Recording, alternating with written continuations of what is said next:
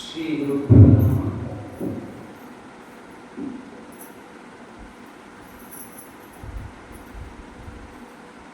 ನಮಸ್ತಭಾವ್ಯ ಸಭಾಪತಿ ಭ್ಯಶ್ಚೋ ನಮೋ ನಮ್ಮ ವಿರೂಪೇಭ್ಯೋ ವಿಶ್ವರೂಪೇ ಭ್ಯಶ್ಚೋ ನಮೋ. ಇಲ್ಲಿ ನೆರೆದ ಎಲ್ಲ ಸಭಿಕರಿಗೂ ಸಭಾಪತಿಗಳಿಗೂ ವಿರೂಪನು ಮತ್ತು ವಿಶ್ವರೂಪನು ಆದ ಆ ಭಗವಂತನಿಗೆ ಅನಂತ ನಮನಗಳು.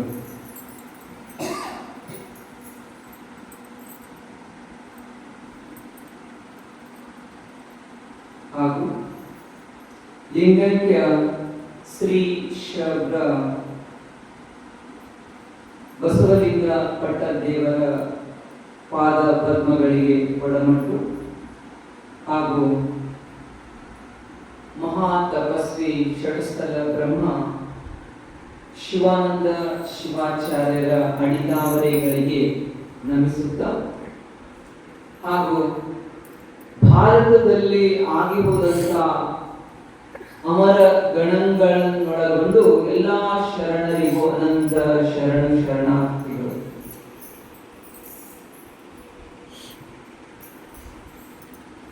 ಶ್ರಾವಣ ಮಾಸ ವಿಶೇಷ ಮಾಸಗಳಲ್ಲಿ ಇದೊಂದು. ಎಲ್ಲಾ ಧರ್ಮೀಯರಿಗೆ ಒಂದೊಂದು ಮಾಸ ವಿಶೇಷ ಮಾಸವಾಗಿ ಇರುತ್ತದೆ. ನಮ್ಮ ಧರ್ಮೀಯರಿಗೆ ಶ್ರಾವಣ ಮಾಸ ಅತಿ ವಿಶೇಷ ಮಾಸವಾಗಿದೆ. ನೀವು ನೋಡ್ತೀರಿ, ಮುಸ್ಲಿಮ್ಸ್ ರಂಜಾನ್ ತಿಂಗಳು ಮಾಡ್ತಾರೆ, ಉಪವಾಸ ಮಾಡ್ತಾರ, ಆರಾಧನೆ ಮಾಡ್ತಾರ, ಭಕ್ತಿ ಮಾಡ್ತಾರ. ನಾವು ಶಿವರಾತ್ರಿ ಒಂದು ದಿವಸ ಮಾಡಿದ್ರೆ 40 ದಿವಸ ಮಾಡ್ತಾರೆ. ಹಾಗೆ ಕ್ರೈಸ್ತರು ಮಾಡ್ತಾರೆ. ಕ್ರೈಸ್ತರು ಒಂದು ತಿಂಗಳವರೆಗೆ ಉಪವಾಸ ಮಾಡ್ತಾರೆ. ಹಾಗೆ ಎಲ್ಲ ಧರ್ಮೀಯರಲ್ಲಿ ಈ ವರ್ಷದಲ್ಲಿ ಒಂದು ತಿಂಗಳು, 12 ತಿಂಗಳಲ್ಲಿ ಒಂದು ತಿಂಗಳು ನಾವು ದೇವರಿಗಾಗಿ ಮೀಸಲು ದೇವರಿಗಾಗಿ ಮೀಸಲಿಡ್ಬೇಕು. 11 ತಿಂಗಳು ನಮ್ಮ ಸ್ವಾರ್ಥಕ್ಕಾಗಿ ಸಂಸಾರಕ್ಕಾಗಿ ಬಳಸ್ಕೊಂಡ್ರೆ ಒಂದು ತಿಂಗಳಾದ್ರೂ ದೇವರಿಗೆ ಇರಲಿ ಅಂತ, ಒಂದು ತಿಂಗಳಾದ್ರೂ ದೇವರಿಗೆ ದೇವರ ಧ್ಯಾನವನ್ನ ಮಾಡುವುದಕ್ಕಾಗಿ ಮೀಸಲಿರಲಿ ಅಂತ. ಅಂತಹ ಮೀಸಲಿಟ್ಟಂತ ಮಾಸ ಯಾವುದು ಅಂದ್ರೆ ಶ್ರಾವಣ ಮಾಸ. ಅಂತ ದೇವರಿಗಾಗಿ ಮೀಸಲಿಟ್ಟ ಮಾಸ ಯಾವುದು ಅಂದ್ರೆ ಶ್ರಾವಣ ಮಾಸ. ಇಲ್ಲಿ ನೀವು ನೋಡ್ತೀರಿ, ಹೆಚ್ಚು ಜನರು ಸಾಂಸಾರಿಕ ಜಂಜಾಟ ಈ ಮಾಸದಲ್ಲಿ ಮಾಡಲ್ಲ. ಸಾಂಸಾರಿಕ ಜಂಜಾಟದಿಂದ ಕ್ಷಣ ಹೊತ್ತಾದ್ರೂ ದೂರ ಇರ್ತಾರೆ. ಅಂದ್ರೆ ನಮ್ಮನ್ನ ನಾವು ಪುನಶ್ಚೇತನಗೊಳಿಸಿಕೊಳ್ಳೋದಕ್ಕೆ ಇದೊಂದು ವಿಶೇಷ ಮಾಸ ಅಂತ. ಈಗ ದಿನಾ ಊಟ ಮಾಡ್ತೀವಿ, ವಾರವೆಲ್ಲ ಊಟ ಮಾಡ್ತಾನೆ ಇರ್ತೀವಿ, 3 ಹೊತ್ತು ಊಟನೇ ಮಾಡ್ತಾನೆ ಇರ್ತೀವಿ. ಅದಕ್ಕಾಗಿ ಹೊಟ್ಟೆಗೆ ಏನ್ ಮಾಡ್ಬೇಕು, ಸ್ವಲ್ಪ ಬಿಡು ಕೊಡಬೇಕು. ನಿರಂತರ ಕೆಲಸ ಮಾಡಿ ಅದಕ್ಕೂ ಏನಾಗ್ತದೆ, ದಣಿವಾಗ್ತದೆ. ಆ ದಣಿವಿನಿಂದ ದೂರ ಮಾಡಬೇಕು ಅಂದ್ರೆ ಏನ್ ಮಾಡ್ಬೇಕು, ಒಂದ್ ದಿವಸ ಉಪವಾಸ ಇರಬೇಕು.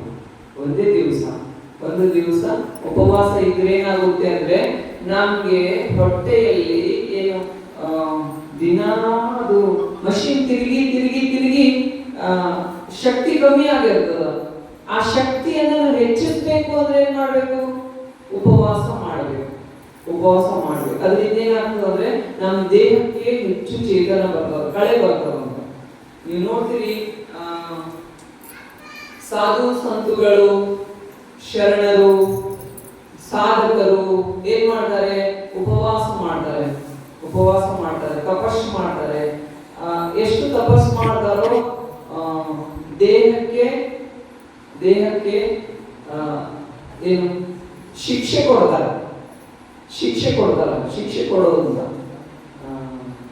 ಅಂದ್ರೆ ಏನು, ಶಿಕ್ಷೆ ಕೊಟ್ರೆ ಅದು ತನ್ನ ಶಕ್ತಿ ಕಳ್ಕೊಳ್ಳೋದಿಲ್ಲ. ಆದ್ರೆ ಇಲ್ಲಿ ಎಂತ ಶಿಕ್ಷೆ ಇದೆ ಅಂದ್ರೆ ದೇಹಕ್ಕೆ ಶಕ್ತಿ ಬರುವಂತ ಶಿಕ್ಷೆ ಇದೆ. ನೀವು ನೋಡ್ತೀರಿ, ತಪಸ್ವಿಗಳ ತೇಜಸ್ಸು ಹೊಳಿತಾ ಇರ್ತದೆ, ಅಂತ ಮುಖದಲ್ಲಿ ತೇಜಸ್ಸು ಇರ್ತದೆ.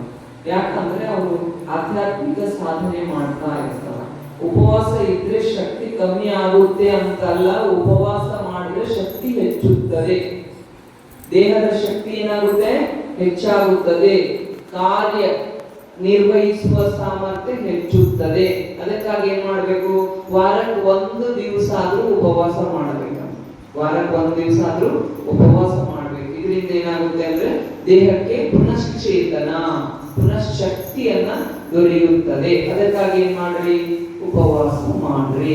ಇದ್ರ ಜೊತೆಗೆ ಏನಂದ್ರೆ ಉಪವಾಸ ಮಾಡುವುದರಿಂದ ನಮ್ಮ ಮನಸ್ಸನ್ನ ನಾವು ನಿಯಂತ್ರಣ ಮಾಡಿಕೊಳ್ಳುವಂತ ಸಾಮರ್ಥ್ಯ ಹೆಚ್ಚುತ್ತದೆ. ಹಸಿವೆ ಆಗಿದ್ರಿ ಕಟ್ಟಂತ ತಿನ್ನೋದಿಲ್ಲ, ಉಪವಾಸ ಇಲ್ಲ ಅಂದ್ರೆ ಹಸಿವೆ ಆಗಿದ್ರೆ ಏನಾದ್ರು ಬಾಯಿದಾಗ ಹಾಕೋತಾರ, ಮೆಲಿತಾನೆ ಇರ್ತಾರ, ಅದು ಮಷಿನ್ ನಡೀತಾನೆ ಇರ್ತದ, ಆನ್ ಇರ್ತದ, ಮಷಿನ್ ಯಾವಾಗಲೂ ಆನ್ ಆಗಿರ್ತದ. ಉಪವಾಸ ಅಂದ್ರೆ ಆಫ್ ಮಾಡಿರ್ತಾರ,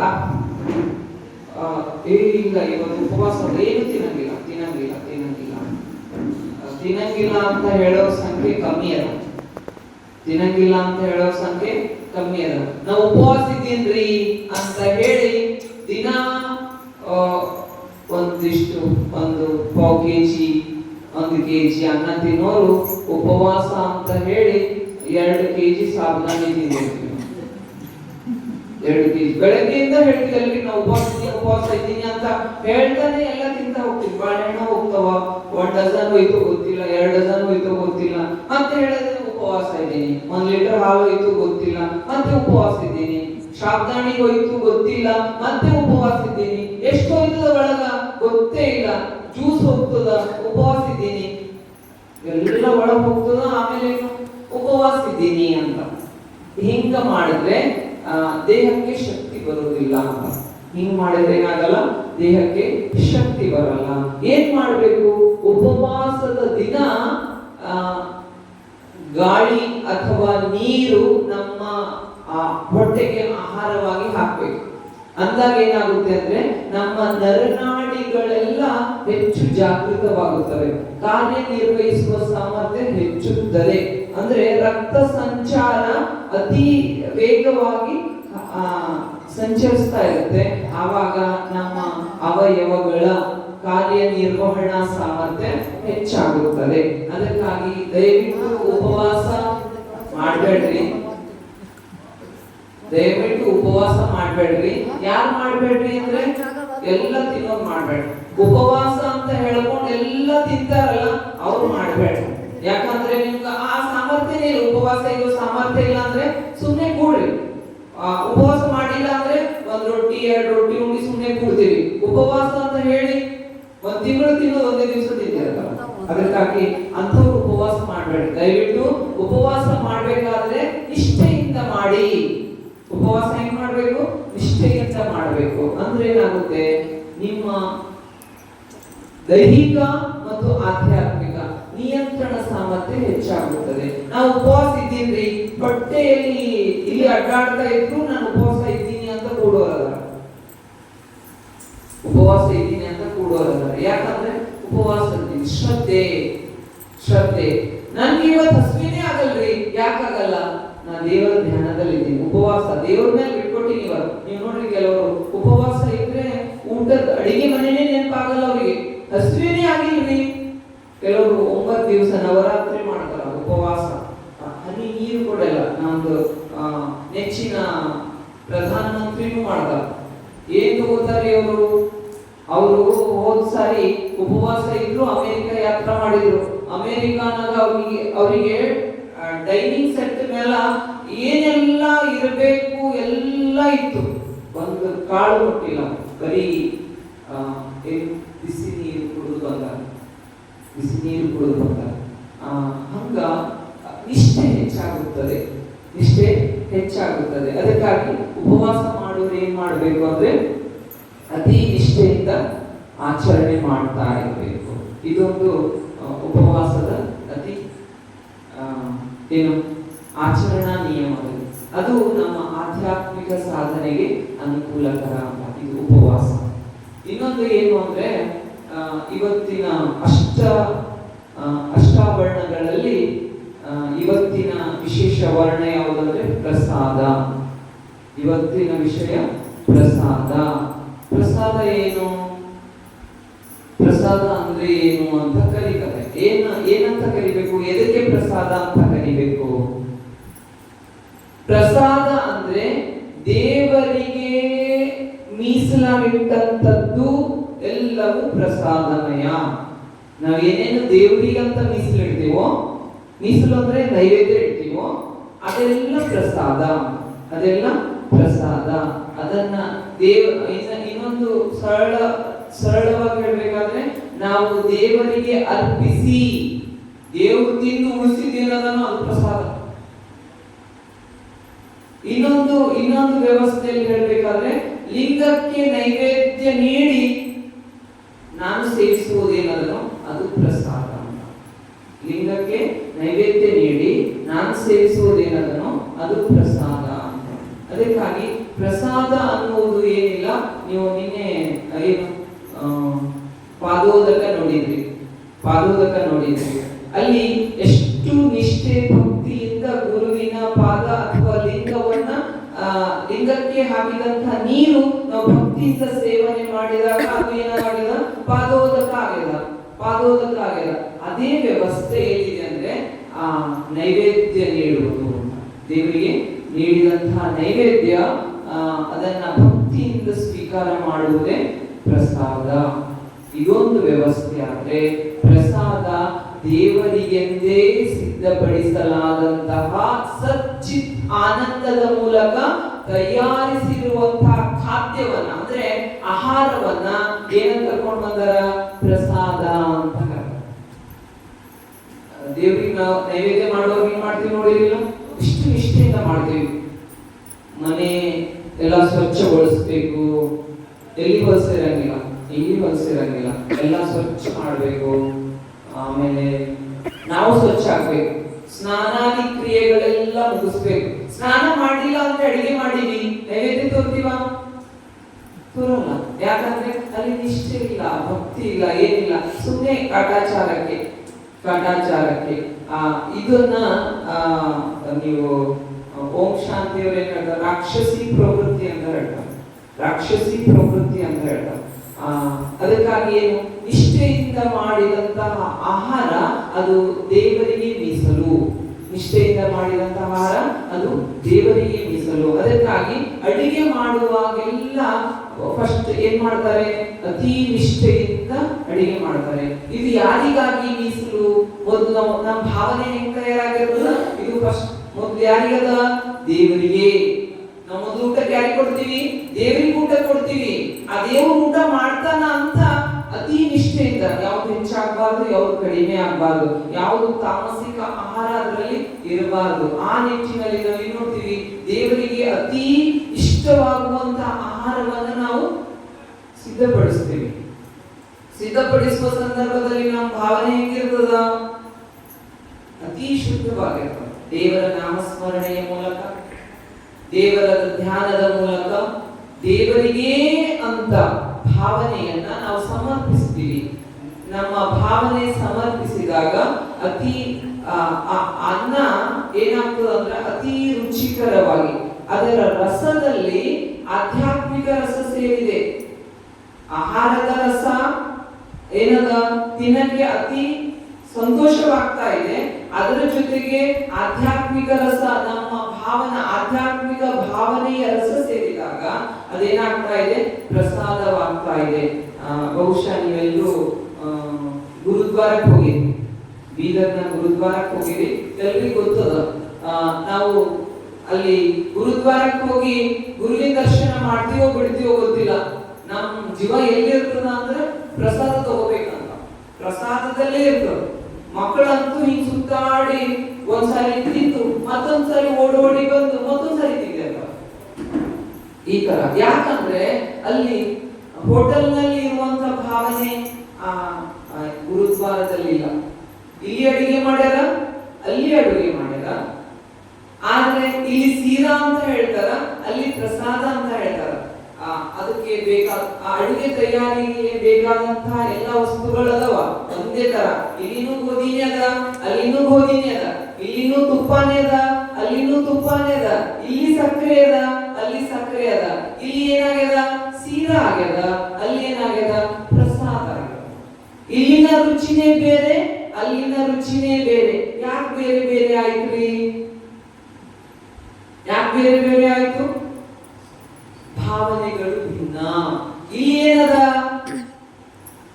ಆಹಾರ ಧಾನ್ಯಗಳ ರುಚಿಯು ಒಂದು ಕಡೆಗೆ ಸಂಸ್ಕರಿಸಲಾಗಿದೆ. ಹಂಗ ಮಾಡಿ ಏನ್ ಮಾಡ್ಯಾರ, ಸೀರಾ ಮಾಡ್ಯಾರ. ಆಹಾರ ಧಾನ್ಯಗಳನ್ನ ಏನ್ ಮಾಡ್ಯಾರ ಅಂದ್ರೆ ಅದಕ್ಕೆ ಸಂಸ್ಕಾರ ಕೊಡೋದು, ಅಂದ್ರೆ ಅಡಿಗೆ ಕುದಿಸೋದು. ಹೆಂಗ್ ಕುದಿಸ್ಬೇಕು, ಹೆಂಗ್ ಸೇರಿಸ್ಬೇಕು, ಎಷ್ಟು ಪ್ರಮಾಣದಲ್ಲಿ ಸೇರಿಸ್ಬೇಕು, ಸೇರ್ಸ್ಯಾರ, ಸೀರಾ ಮಾಡ್ಯಾರ. ಅದು ರುಚಿಕರ ಅದ. ಆದ್ರೆ ಅದಕ್ಕಿಂತ 100 ಪಟ್ಟು ರುಚಿಕರ. ಅಲ್ಲಿ ಏನು ಸಂತೋಷದಿಂದ ಸ್ವೀಕಾರ ಮಾಡ್ತಾ ಇದ್ದೀವಿ. ಏನಾಗ್ಯದಲ್ಲಿ ಅಲ್ಲಿ ಒಂದು ಆಹಾರದ ಧಾನ್ಯಗಳ ರುಚಿಯೂ ಸೇರಿದೆ, ಅದರ ಜೊತೆಗೆ ಭಕ್ತಿ ಅನ್ನುವ ರಸದ ರುಚಿಯೂ ಸೇರಿದೆ. ಇದ್ರ ಜೊತೆಗೆ ಏನಾಗ್ಯದ, ಅದನ್ನ ದೇವರು ಸ್ವೀಕರಿಸ್ತಾ ಇದ್ದಾನೆ ಅನ್ನುವಂತ ಭಾವನೆಯ ರುಚಿಯೂ ಸೇರಿದೆ. ಹೀಗಾಗಿ ಈ ತರ ಎಲ್ಲ ರುಚಿಗಳ ಸಂಗಮವಾದಂತಹ ಆಹಾರ ಏನದನೋ ಅದನ್ನ ನಾವೇನಂತ ಕರಿತೀವಿ, ಪ್ರಸಾದ ಅಂತ ಕರಿತೀವಿ. ಅದು ತಯಾರು ಮಾಡಿಟ್ಟು ಸುಮ್ಮನೆ ಇಟ್ಟರೆ ಪ್ರಸಾದ ಆಗಲ್ಲ. ಅದು ಏನ್ ಮಾಡ್ಬೇಕದು, ನೈವೇದ್ಯ ನೀಡಬೇಕು. ಈಗ ನೀವು ದೇವರಿಗೆ ಅಂತ ಅಡಿಗೆ ಎಲ್ಲ ತಯಾರು ಮಾಡಿ ಇಟ್ಟಿರಿ, ಅಷ್ಟೇ ಭಕ್ತಿ ನಿಷ್ಠೆಯಿಂದ ಮಾಡಿರಿ, ಆದ್ರೆ ಅದು ಇನ್ನು ನಾವು ಪ್ರಸಾದ ಅಂತ ಇಲ್ಲ. ನೈವೇದ್ಯ ತೋರ್ಬೇಕಾಗಿದೆ, ಇನ್ನು ನಮ್ಮ ಹತ್ರನೇ ಅದದು ಪ್ರಸಾದ ಅಂತೀವಿ. ಅವಾಗ ಅನ್ನಲ್ಲ, ಏನ್ ಮಾಡ್ತೀವಿ, ಅದು ದೇವರಿಗೆ ಮೀಸಲು ಅಂತ ದೇವರಿಗೆ ಕೊಟ್ಟ ನಂತರ ಅದೇನಾಗುತ್ತೆ, ಪ್ರಸಾದವಾಗುತ್ತದೆ. ಅಂತ ಪ್ರಸಾದವನ್ನ ಸ್ವೀಕಾರ ಮಾಡಿದ್ರೆ ನಮ್ಮ ದೇಹದ ನರನಾಡಿಗಳು ಏನಾಗುತ್ತವೆ, ಆಧ್ಯಾತ್ಮಿಕತೆಯ ಏನು ಸಂಗೀತ ಹಾಡುತ್ತವೆ ಅಂತ. ನಮ್ಮ ದೇಹದ ನರನಾಡಿಗಳು ಏನ್ ಮಾಡ್ತಾ ಇವೆ, ಅಂಥ ಪ್ರಸಾದವನ್ನು ಸೇವನೆ ಮಾಡಿದ್ರೆ ಏನಾಗುತ್ತವೆ, ಸಂಗೀತವನ್ನು ಹಾಡುತ್ತವೆ ಅಂತ. ಅದಕ್ಕಾಗಿ ದೇಹದಲ್ಲಿ ಭಾವನೆಯಲ್ಲಿ ಅಂಥ ಶಕ್ತಿ ಇದೆ, ಇದೆ. ಅದಕ್ಕಾಗಿ ನೀವು ಅದ್ಭುತ ಸಾಧಕರನ್ನು ನೋಡ್ತೀರಿ.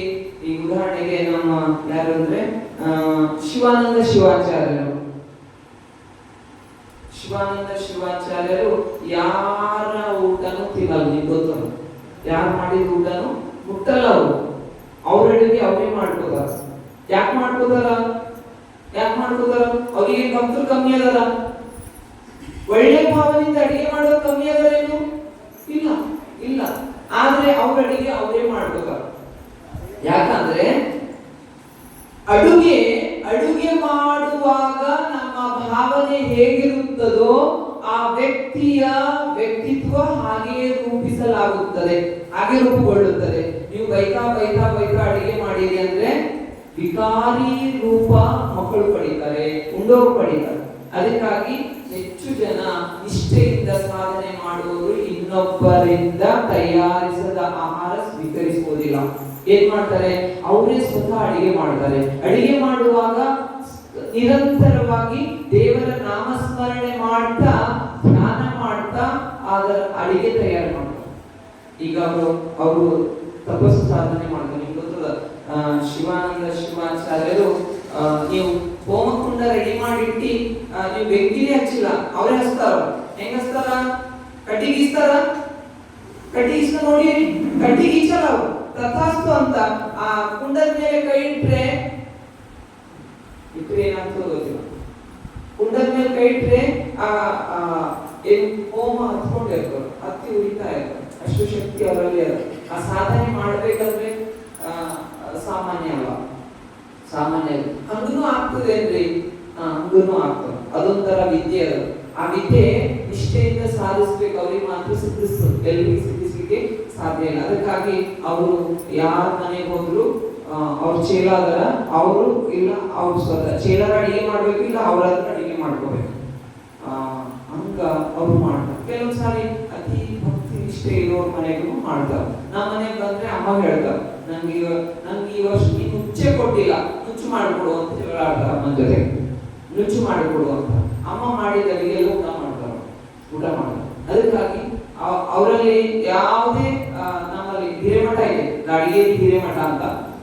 ಎಲ್ಲ ಮಠಕ್ಕೆ ಬಂದಂತಹ ಗುರು ಹುಡುಗರುಗಳೆಲ್ಲ ಅಮ್ಮನಿಂದ ತಯಾರು ಮಾಡಿದ ಊಟ ತಗೊಳ್ತಾರೆ, ಕೇಳ್ತಾರ. ಅದ್ರೊಳಗೆ ಎಲ್ಲರೂ ಕೇಳೋದೇನಂದ್ರೆ ನುಚ್ಚು ಮಾಡಿಕೊಡು ಅಂತ ಕೇಳ್ತಾರೆ. ನುಚ್ಚು ಮಾಡಿಕೊಡು, ಈ ನುಚ್ಚು ಮಾಡಿದ್ರೆ ಅಮೃತ ಇದ್ದಂಗ ಆಯ್ತು ಅಂತ.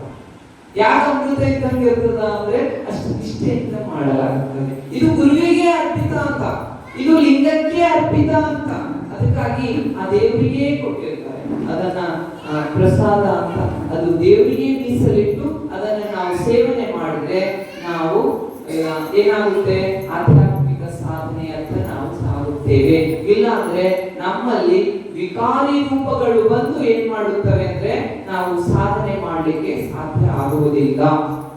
ಅದಕ್ಕಾಗಿ ಹೆಚ್ಚು ಹೊರಗಿನ ಆಹಾರವನ್ನ ಹೆಚ್ಚು ಜನ ಸೇವನೆ ಮಾಡುವುದಿಲ್ಲ.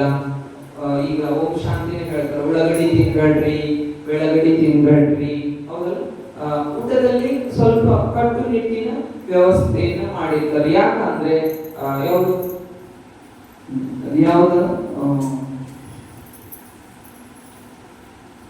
ಉಳ್ಳಾಗಡ್ಡಿ ಬೆಳ್ಳಗಡ್ಡಿ ತಿನ್ನೋದ್ರಿಂದ ಏನ್ ಹಾನಿ ಆಗ್ತದ ಅಂದ್ರೆ ವಿಕಾರಿ ರೂಪ ಬರ್ತಾವ. ಅದು ರಾಜಸಿ ಗುಣಗಳನ್ನ ಬಿಟ್ಟು ತಾಮಸಿ ಗುಣಗಳನ್ನ ರೂಪಿಸುತ್ತದೆ. ಅದಕ್ಕಾಗಿ ಉಳ್ಳಾಗಡ್ಡಿ ಬೆಳ್ಳಗಡ್ಡಿ ತಿನ್ಬೇಡ್ರಿ ಅಂತ. ಆದ್ರೆ ಆರೋಗ್ಯ ದೃಷ್ಟಿಯಿಂದ ನೋಡಿದ್ರೆ ಉಳ್ಳಾಗಡ್ಡಿಗಿಂತ ಬೆಳ್ಳಗಡ್ಡಿ ಸೇವನೆ ಅತ್ಯಗತ್ಯ.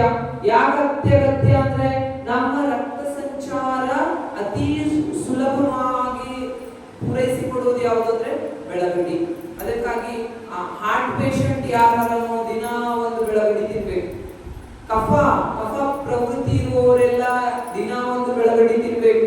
ಬೆಳ್ಳುಳ್ಳಿ ಬೆಲ್ಲ, ಬೆಳ್ಳುಳ್ಳಿ ಜೇನುತುಪ್ಪ, ಬೆಳ್ಳುಳ್ಳಿ ಹರಳದ ಉಪ್ಪು ತಿನ್ನುವುದರಿಂದ ಏನಾಗುತ್ತೆ ಅಂದ್ರೆ ನಮ್ಮ ರಕ್ತ ಸಂಚಾರ ಚೆನ್ನಾಗಾಗುತ್ತದೆ. ಜೊತೆಗೆ ಹಾರ್ಟ್ ಬ್ಲಾಕೇಜ್ ಅಂತ ಬರ್ತಾವಲ್ಲ,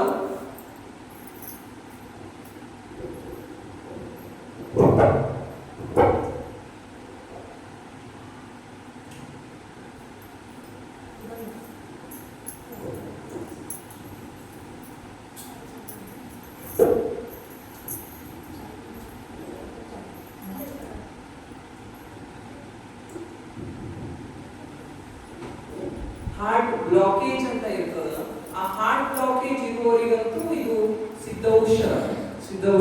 ಅದಕ್ಕಾಗಿ ಹಾರ್ಟ್ ಪೇಷಂಟ್ಗಳು ದಿನ ಒಂದಾದ್ರೂ ಬೆಳ್ಳುಳ್ಳಿ ತಿನ್ಬೇಕು. ಈ ತರ ಇದ್ರೆ ಆಧ್ಯಾತ್ಮಿಕ ಸಾಧಕರು ಬೆಳ್ಳುಳ್ಳಿ ಬ್ಯಾಡ್ರಿ, ಅದರಿಂದ ದೂರ ಇರಿ. ಯಾಕೆ ಬೇಡ ಅಂದ್ರೆ ಇವರಿಗೆ ಸಂಸಾರಿಕ ಅಂಶಗಳೇ ಹೆಚ್ಚು ಪ್ರೇರಣೆ ಮಾಡುತ್ತದೆ. ಸಂಸಾರದತ್ತ ಅವರ ಒಲವು ಹೆಚ್ಚಿಸುತ್ತದೆ. ಅದಕ್ಕಾಗಿ ಏನ್ ಮಾಡ್ರಿ, ಬೆಳ್ಳುಳ್ಳಿಯಿಂದ ದೂರಿರಿ, ಉಳ್ಳಾಗಡ್ಡಿಯಿಂದ ದೂರಿರಿ ಅಂತ ಹೇಳ್ತಾರೆ. ಇದು ದೇವರಿಗೂ ಸಹ ಕೊಡಲ್ಲ, ಇದು ದೇವರಿಗೆ ನೈವೇದ್ಯಕ್ಕೂ ಸಹ ಕೊಡಲ್ಲ. ನೀವು ನೋಡ್ತೀರಿ ಕುಕ್ಕೆ ಸುಬ್ರಹ್ಮಣ್ಯ ಹೋದ್ರೆ ಅವ್ರು ಬೆಳ್ಳುಳ್ಳಿ ಹಾಕಲ್ಲ, ಉಳ್ಳಾಗಡ್ಡಿ ಹಾಕಲ್ಲ, ಅದು ಬಿಟ್ಟುನೇ ಊಟ ಕೊಡ್ತಾರ. ನೀವು ಎಲ್ಲಾ ಬ್ರಾಹ್ಮಿಣ್ಸ್ ಗಳಲ್ಲಿ ನೋಡ್ತೀರಿ, ಅವ್ರು ಯಾವ್ದು ಬೆಳ್ಳುಳ್ಳಿ ತಿನ್ನಲ್ಲ, ಉಳ್ಳಾಗಡ್ಡಿನೂ ತಿನ್ನಲ್ಲ, ಅವ್ರ ಪರ್ಮನೆಂಟ್ ತಿನ್ನಲ್ಲ. ಎಷ್ಟು ಶಾಂತರಾಗಿ, ಯಾಕಂದ್ರೆ ಅವರು ಜೀವನ ಶೈಲಿ ಹೆಂಗ್ ತಯಾರಾಗಿದೆ ಅಂದ್ರೆ ಆಧ್ಯಾತ್ಮಿಕತೆಗೆ ಮೀಸಲಂತಾಗಿದೆ. ದೊಡ್ಡ ಪೋಸ್ಟ್ಗಳಲ್ಲಿ ನಮ್ಮಲ್ಲಿ ಇರೋರು ಯಾರು, ಅವರೇ. ಯಾಕಂದ್ರೆ ಮಕ್ಕಳಿಗೂ ಹಂಗೆ ಬೆಳೆಸ್ತಾರ, ಮಕ್ಕಳಿಗೆ ಪ್ರತಿಭಾನ್ವಿತರಾಗಿ ಮಾಡ್ಯಾರ. ಯಾಕಂದ್ರೆ ಊಟದಲ್ಲಿ ಏನೇನ್ ತಿನ್ಬೇಕು ಅಷ್ಟು ಅವ್ರಿಗೆ ಕೊಟ್ಟಿರ್ತಾರ. ಅನಾವಶ್ಯಕ ಊಟಗಳನ್ನು ಮಾಡ್ಲಿಕ್ಕೆ ಅವರು ಅವಕಾಶ ಮಾಡಿಕೊಡಲ್ಲ. ಹಿಂಗ ಹಾಕ್ತಾರ ಅವ್ರು, ನಿಮ್ಗೆ ಗೊತ್ತದು. ನಮ್ಮಲ್ಲಿ ಹಿಂಗು ಬಳಸ್ತಾರೆ, ಯಾರಾದ್ರೂ ಹಿಂಗು ಬಳಸಲ್ಲ, ನಾವು ಬಳಸೋದೇ ಇಲ್ಲ, ಅವ್ರು ಬಳಸ್ತಾರ. ಯಾಕಂದ್ರೆ ಡೈಜೆಸ್ಟಿವ್ ಸಿಸ್ಟಮ್ ಅಂದ್ರೆ ಹೊಟ್ಟೆಗೆ ಸಂಬಂಧಪಟ್ಟಂತಹ ಜೀರ್ಣಕ್ರಿಯೆಗೆ ಅತಿ ಸುಲಭವಾಗಿ ಅದು ಏನ್ ಮಾಡುತ್ತೆ, ನಮ್ಗೆ ಶಕ್ತಿ ಕೊಡುತ್ತದೆ. ಯಾವುದು, ಇಂಗು. ನಮ್ಮಲ್ಲಿ ವಾಸನೆ ನೋಡಿದ್ರೆ ಬಿಸಾಡ್ಬಿಡ್ತಾರೆ, ಅದು ಯಾರು ತಗೊಳ್ಳಲ್ಲ. ನಮ್ಮ ಆಹಾರ ಪದ್ಧತಿನೇ ಬೇರೆ. ಅದ್ರ ಜೊತೆಗೆ ಅವ್ರು ಏನ್ ಮಾಡ್ತಾರ, ನೀವು ನೋಡ್ತೀರಿ, ಊಟ ಮಾಡಿ ಕೊನೆ ಹಂತದಲ್ಲಿ ಮಜ್ಜಿಗೆ ಕಂಪಲ್ಸರಿ ಬೇಕು, ಮಜ್ಜಿಗೆ ಕಡ್ಡಾಯವಾಗಿ ತಗೊಳ್ತಾರೆ. ಯಾಕಂದ್ರೆ ಅವರು ನೀರು ಕುಡಿಯೋದಿಲ್ಲ, ಊಟ ಆದ ನಂತರ ಅವರು ನೀರು ಕುಡಿಯೋದಿಲ್ಲ. ಯಾಕೆ ಕುಡಿಯಲ್ಲ ಅಂದ್ರೆ ಊಟ ಆದ ತಕ್ಷಣ ನೀರು ಯಾರು ಕುಡಿತಾರೋ, ಅದೇನಾಗ್ತದೆ ಅಂದ್ರೆ ಹೊಟ್ಟೆ ಹೊಟ್ಟೆ ಬೆಂಕಿ ಅದಲ್ಲ, ಹೊಟ್ಟೆ ಬೆಂಕಿ ಅದ ಗೊತ್ತಿಲ್ಲ, ಅದ ಹೊಟ್ಟೆಗ ಬೆಂಕಿ ಬಿದ್ದದ ಅಂತ ಹೇಳ್ತೀವಿ ನೋಡಿ ನಾವು. ಹೊಟ್ಟೆ ಬೆಂಕಿ ಇರ್ತದ, ಆಹಾರ ಒಳಗೆ ಹೋಗ್ತಾ ಇರುವ ಹಾಗೆ ಉದರದ ಜ್ವಾಲೆ ಏನಾಗ್ತದ, ಪ್ರಜ್ವಲನ ಆಗ್ತದ, ಹೊಟ್ಟಿ ಉರಿ ಜಾಗೃತ ಆಗ್ತದ. ನಾವು ತಿಂದಿದ್ದೆಲ್ಲ ಕರಗಿಸ್ಬೇಕು, ಕರಗಿಸ್ಲಿಕ್ಕೆ ಸ್ಟಾರ್ಟ್ ಮಾಡಿರ್ತದ ನಾವು ಊಟಕ್ಕೆ ಕುಂತಾಗನೆ. ಅದಕ್ಕಾಗಿ ಬ್ರಾಹ್ಮಿಣ್ಸ್ ಏನ್ ಮಾಡ್ತಾರ ಅದನ್ನ ನೀವು ನೋಡ್ತೀರಿ, ಊಟ ಎಲ್ಲ ರೆಡಿ ಇರ್ತದ, ಕೈದಾಗ ನೀರ್ ಹಿಡ್ಕೋತಾರ, ನೀರ್ ಹಿಡ್ಕೊಂಡು ಹಿಂಗ ಸುತ್ತ ಹಾಕೊಂಡು ಫಸ್ಟ್ ಕುಡಿತಾರ, 2 ಸಾರಿ ನೀರು ಕುಡಿತಾರ. ಏನದಲ್ಲಿ ಇದು ಅವ್ರ ನಿಯಮ ಏನದನೋ ಇಲ್ಲ, ನಿಯಮ ಅಲ್ಲ, ಅಲ್ಲಿ ವೈಜ್ಞಾನಿಕ ಸತ್ಯ ಇದೆ. ಏನು ಅಂದ್ರೆ ಊಟ ಮಾಡೋದ್ಕಿಂತ ಮುಂಚೆ ಏನ್ ಮಾಡ್ತಾರ, 1 ಸಾರಿ ನೀರ್ ಹಿಂಗ ಹಾಕ್ತಾರ, ಅಂದ್ರೆ ಯಾವುದೇ ಹುಳು ಉಪ್ಪಟಿ ಇರುವೆಗಳೆಲ್ಲ ತಾಟಿ ಬರಬಾರ್ದು. ಅವರು ಎದ್ರಲ್ಲಿ ಅಂದ್ರೆ ಹೆಚ್ಚು ಬಾಳೆ ಎಲೆಯಲ್ಲಿ ಊಟ ಮಾಡ್ತಾರೆ. ನಾವೆಲ್ಲ ಯೂಸ್ ಅಂಡ್ ಥ್ರೋ ಪ್ಲಾಸ್ಟಿಕ್ ನಲ್ಲಿ ಹೆಚ್ಚು ಊಟ ಮಾಡ್ತೀವಿ. ನಮ್ಮ ಫಂಕ್ಷನ್ಗಳು ನೋಡ್ಬೇಕು, ಎಷ್ಟು ಶಿಸ್ತಿನಿಂದ ನಾವು ಕಾರ್ಯಕ್ರಮಗಳನ್ನ ಮಾಡ್ತೀವಿ ಅಂತ. ಒಬ್ಬರ ಮೇಲೆ ಒಬ್ಬರು ಬೀಳ್ತಾರ, ನಿಂತು ಎಲ್ಲಿ ಬ್ರಾಹ್ಮಿಣ್ಸ್ ಟೇಬಲ್ ಸಿಸ್ಟಮ್ ಎಲ್ಲಿ ಮಾಡಲ್ಲ, ಅರ್ಧ ರೋಗ ಬರೋದು ಟೇಬಲ್ ಸಿಸ್ಟಮ್ ಊಟ ಮಾಡೋದ್ರಿಂದನೇ. ಯಾರು ನಿಂತು ಊಟ ಮಾಡ್ತಾರೋ, ನಿಂತು ನೀರು ಕುಡಿತಾರೋ ಅವ್ರು ಪೇಷಂಟ್ ಆಗಿರ್ತಾರೆ ಡೆಫಿನೆಟ್. ಇವಾಗ ನಾವು ನಿಂತು ಊಟ ಮಾಡೋದಷ್ಟೇ ಅಲ್ಲ, ನಿಂತು ಅಡಿಗೆ ಮಾಡ್ಬೇಕು. ನಮ್ ಲೈಫ್ ಹೇಗಾಗ್ಯದ, ನಿಂದ್ರೋದ್ರಲ್ಲೇ ನಾವು ನಮ್ದು ಜೀವನ ಕಳೀತಾ ಇದೀವಿ, ನಿಂತೇ ಅಡಿಗೆ ಮಾಡ್ಬೇಕು. ಯಾಕಂದ್ರೆ ಮಾಡರ್ನ್ ಸಿಸ್ಟಮ್ ಇದೆ. ನೀವು ಹಳೆ ಕಾಲದಲ್ಲಿ ಇದ್ದೀರಿ, ಅವ್ರನ್ನ ನಮ್ಮನೆಗೆ ಆಗ್ಬೇಕು ಮಾಡ್ರಿ, ಅವ್ರಂಗೆ ನಿಮ್ ಬ್ಯಾನಿ ಬಂದಿರ್ತಾವ, ಅವ್ರಿಗೆ ಹೆಂಗ್ ಬಂದದಲ್ಲ ಹಂಗೆ ನಿಮ್ಗೆ ಬಂದಿರ್ತದೆ. ಅದಕ್ಕಾಗಿ ಏನ್ ಮಾಡ್ಬೇಕಾಗ್ಯದ, ನಮ್ಮ ಸಿಸ್ಟಮ್ ಸ್ವಲ್ಪ ಚೇಂಜ್ ಮಾಡ್ಕೋಬೇಕು.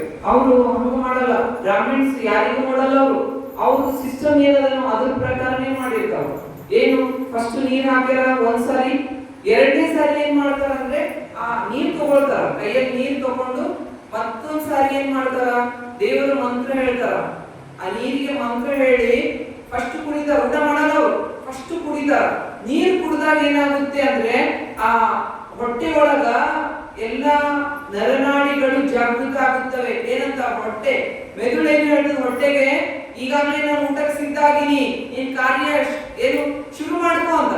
ಏನ್ ಶುರು ಮಾಡ್ಬೇಕು, ಆಹಾರ ಜೀರ್ಣಗೊಳಿಸುವಂತಹ ಶಕ್ತಿ ತಯಾರು ಮಾಡ್ಬೇಕು. ಮೊದಲೇ ಇನ್ನು ಊಟ ಒಳಗೆ ಹಾಕೋಕ್ಕಿಂತ ಮುಂಚೆನೆ ಶಕ್ತಿ ಜಾಗೃತಿ ಮಾಡ್ತಾರ, ನೀರು ಕುಡಿಯೋದ್ರ ಮೂಲಕ ಮಾಡಿ. ಏನ್ ಮಾಡ್ತಾರ, ಊಟ ಹಾಕ್ತಾ ಹೋಗ್ತಾರ.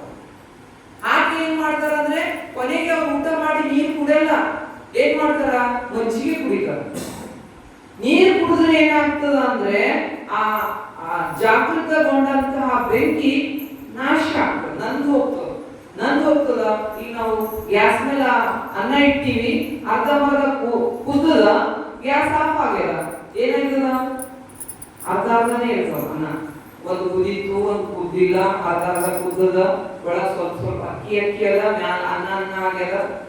ಇಂಥ ಅನ್ನ ಹೊಟ್ಟೆಯಲ್ಲಿ ಇದ್ರೆ ಅದೇನಾಗ್ತದ, ಹೊಟ್ಟೆಯಲ್ಲಿ ವಿಷ ಆಗ್ತದೆ, ಅದು ಹೊಟ್ಟೆಯಲ್ಲಿ ವಿಷ ಆಗ್ತದೆ. ಅದಕ್ಕಾಗಿ ಏನ್ ಮಾಡ್ಬೇಕು, ಅಂತ ವಿಷದಿಂದ ನಮ್ಮ ಹೊಟ್ಟೆ ಉಗುರಾಯ್ತು, ಮುಲಾಗಿ ರೋಗ ಬಂತು, ಹೌದು, ನೂರಾರು ಸಮಸ್ಯೆಗಳನ್ನ ಉದ್ಭವ ಆಗ್ತವೆ. ನೂರಾರು ಸಮಸ್ಯೆಗಳಿಗೆ ಮೂಲ ಕಾರಣ ಏನು, ಡೈಜೆಷನ್ ಕರೆಕ್ಟ್ ಆಗ್ಲಾರ್ದೆ ದೊಡ್ಡ ಸಮಸ್ಯೆ.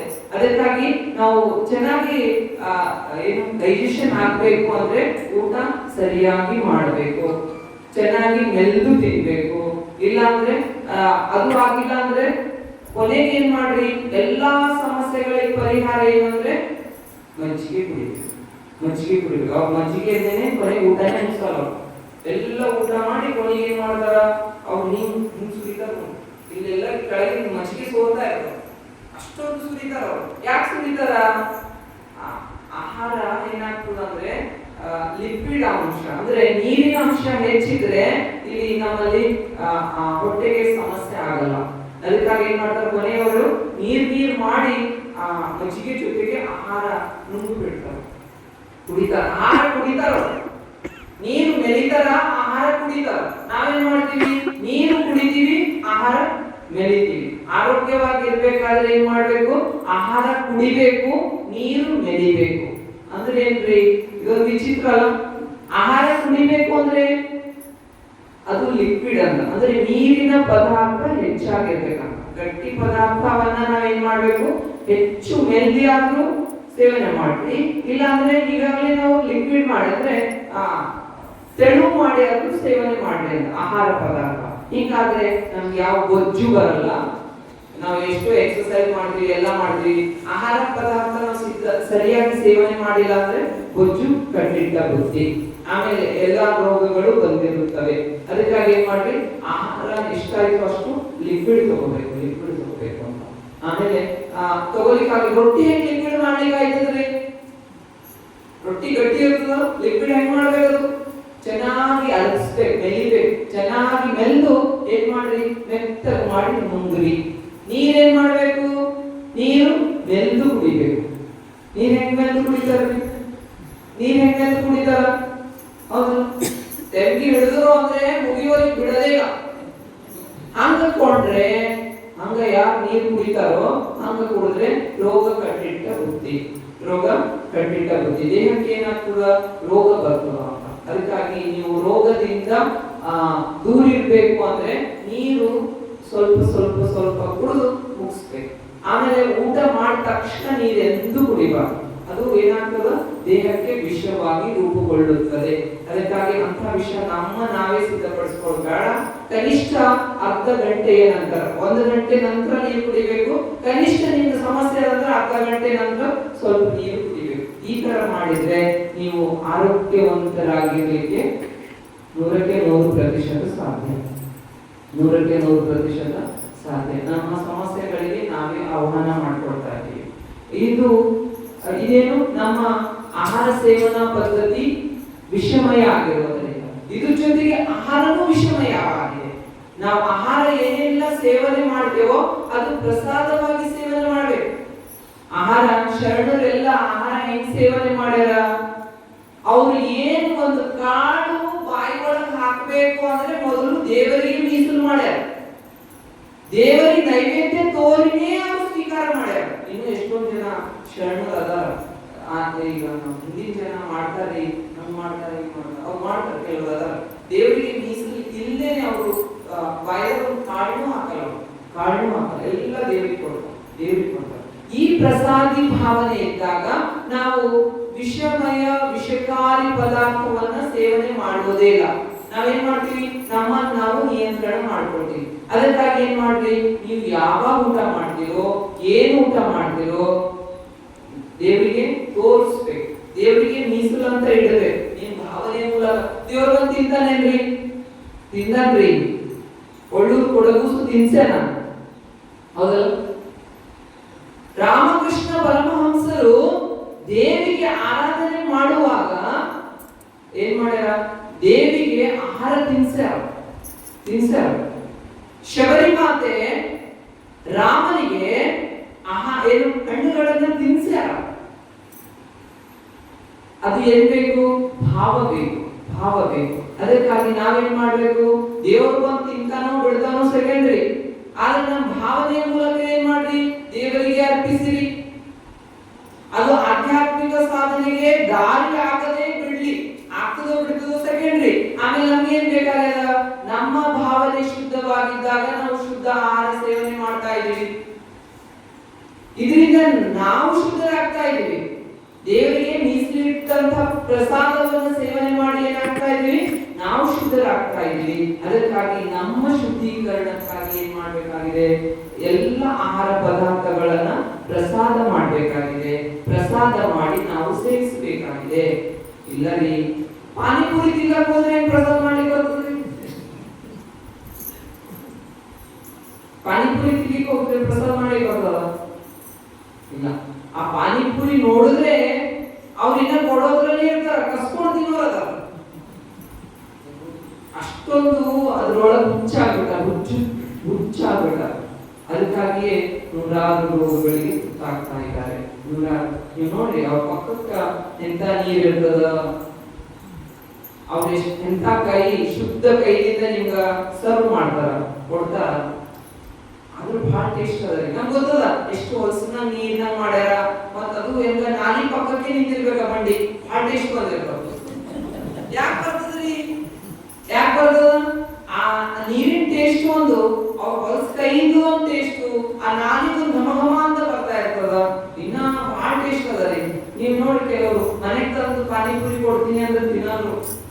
ಏನಂತಾರ, ಈಗ ಅಲ್ಲಿ ತಿಂದಿನ ಮಜಾನೇ ಬೇರೆ ರೀ, ಹೌದಲ್ರಿ? ಅಲ್ಲಿ ತಿಂದಿನ ಮಜಾನೇ ಬೇರೆ ಅಂತ. ಹಿಂಗ ಮಜಾ ಮಾಡುವವರೆಲ್ಲ ಪ್ರಸಾದಿ ಸ್ಥಳಕ್ಕೆ ಹೋಗ್ಲಿಕ್ಕೆ ಸಾಧ್ಯ ಇಲ್ಲ. ಹಿಂಗ್ ಮಜಾ ಮಾಡುವವರೆಲ್ಲ ಪ್ರಸಾದಿ ಸ್ಥಳಕ್ಕೆ ಹೋಗ್ಲಿಕ್ಕೆ ಸಾಧ್ಯ ಇಲ್ಲ. ಅದಕ್ಕಾಗಿ ಏನ್ ಮಾಡ್ಬೇಕು, ನಮ್ಮ ಆಹಾರ ಏನು ನಿಯಂತ್ರಣ ಮಾಡಲಿಕ್ಕೆ, ನಮ್ಮ ಮಾನಸಿಕ ಶಕ್ತಿಯನ್ನ ಸಿದ್ಧಗೊಳಿಸುತ್ತದೆ ಯಾವುದು? ಪ್ರಸಾದ. ಪ್ರಸಾದ. ನೀವು ಪ್ರಸಾದಿಮಯ ಆಗಿವೆ ಅಂದ್ರೆ ನೀವು ಯಾವ 100 ಪಾನಿಪುರಿಯಲ್ಲಿ 100 ಪಾನಿಪುರಿ ಬಂಡಿ ಇದ್ರು ನೀವು ಅక్కడ ನೋಡದೆ ನಿಷ್ಠೆ ಭಕ್ತಿಯಿಂದ ನೀವು ಧ್ಯಾನ ಮಾಡ್ತಾ ಸಾಧನೆ ಮಾಡ್ತಾ ಹೋದ್ರೆ ಎಂಥ ಪ್ರಸಾದ ಏನು ಎಂಥ ಪಾನಿಪುರಿ ಇದ್ರು ಎಷ್ಟು ಘಮ ಘಮ ಬಂದ್ರು ನೋಡೋದಿಲ್ಲ. ಇದು ನಿಷ್ಠೆ, ಇದು ಭಕ್ತಿ ಅಂತ. ನಿಷ್ಠೆನ ಪರಾಕಾಷ್ಠೆ ನಿಷ್ಠೆಯನ್ನ ಭಕ್ತಿ ಅಂತ ಕರೆದ. ಭಕ್ತಿ ಅಂದ್ರೆ ಏನಿಲ್ಲ ಹೇಳಿ ಅಂದ್ರೆ ನಿಷ್ಠೆ ಏನಾಗಬೇಕು, ಅತಿ ಎತ್ತರಕ್ಕೆ ಹೋಗಿರ್ಬೇಕು. ಅದನ್ನೇ ಏನಂತ ಕರ್ಕೊಂಡೋದರ ಭಕ್ತಿ ಅಂತ ಕರೆದರ. ಅಂತಹ ಭಕ್ತಿ ಇದ್ದಾಗ ನಾವು ಅನಾವಶ್ಯಕ ವಸ್ತುಗಳನ್ನ ಏನ್ ಮಾಡ್ತೀವಿ, ಪಕ್ಕಕ್ಕೆ ಇಟ್ಟಿರ್ತೀವಿ, ಅದನ್ನ ನಾವು ಸೇವನೆ ಮಾಡೋದಿಲ್ಲ. ಅದಕ್ಕಾಗಿ ನಮ್ಮ ಬೆಳವಣಿಗೆಗೆ ನಮ್ಮ ಅಭಿವೃದ್ಧಿಗೆ ಪೂರಕವಾಗುವುದು ಯಾವುದು ಅಂದ್ರೆ ಪ್ರಸಾದ. ಅದಕ್ಕಾಗಿ ದಯವಿಟ್ಟು ಎಲ್ಲರೂ ನಿಮ್ಮ ಮನೆಯಲ್ಲಿ ಅಡಿಗೆ ಮಾಡುವಾಗ ಅಡುಗೆ ಮಾಡಬೇಡ್ರಿ, ಬದಲಾಗಿ ಪ್ರಸಾದ ತಯಾರು ಮಾಡಿ.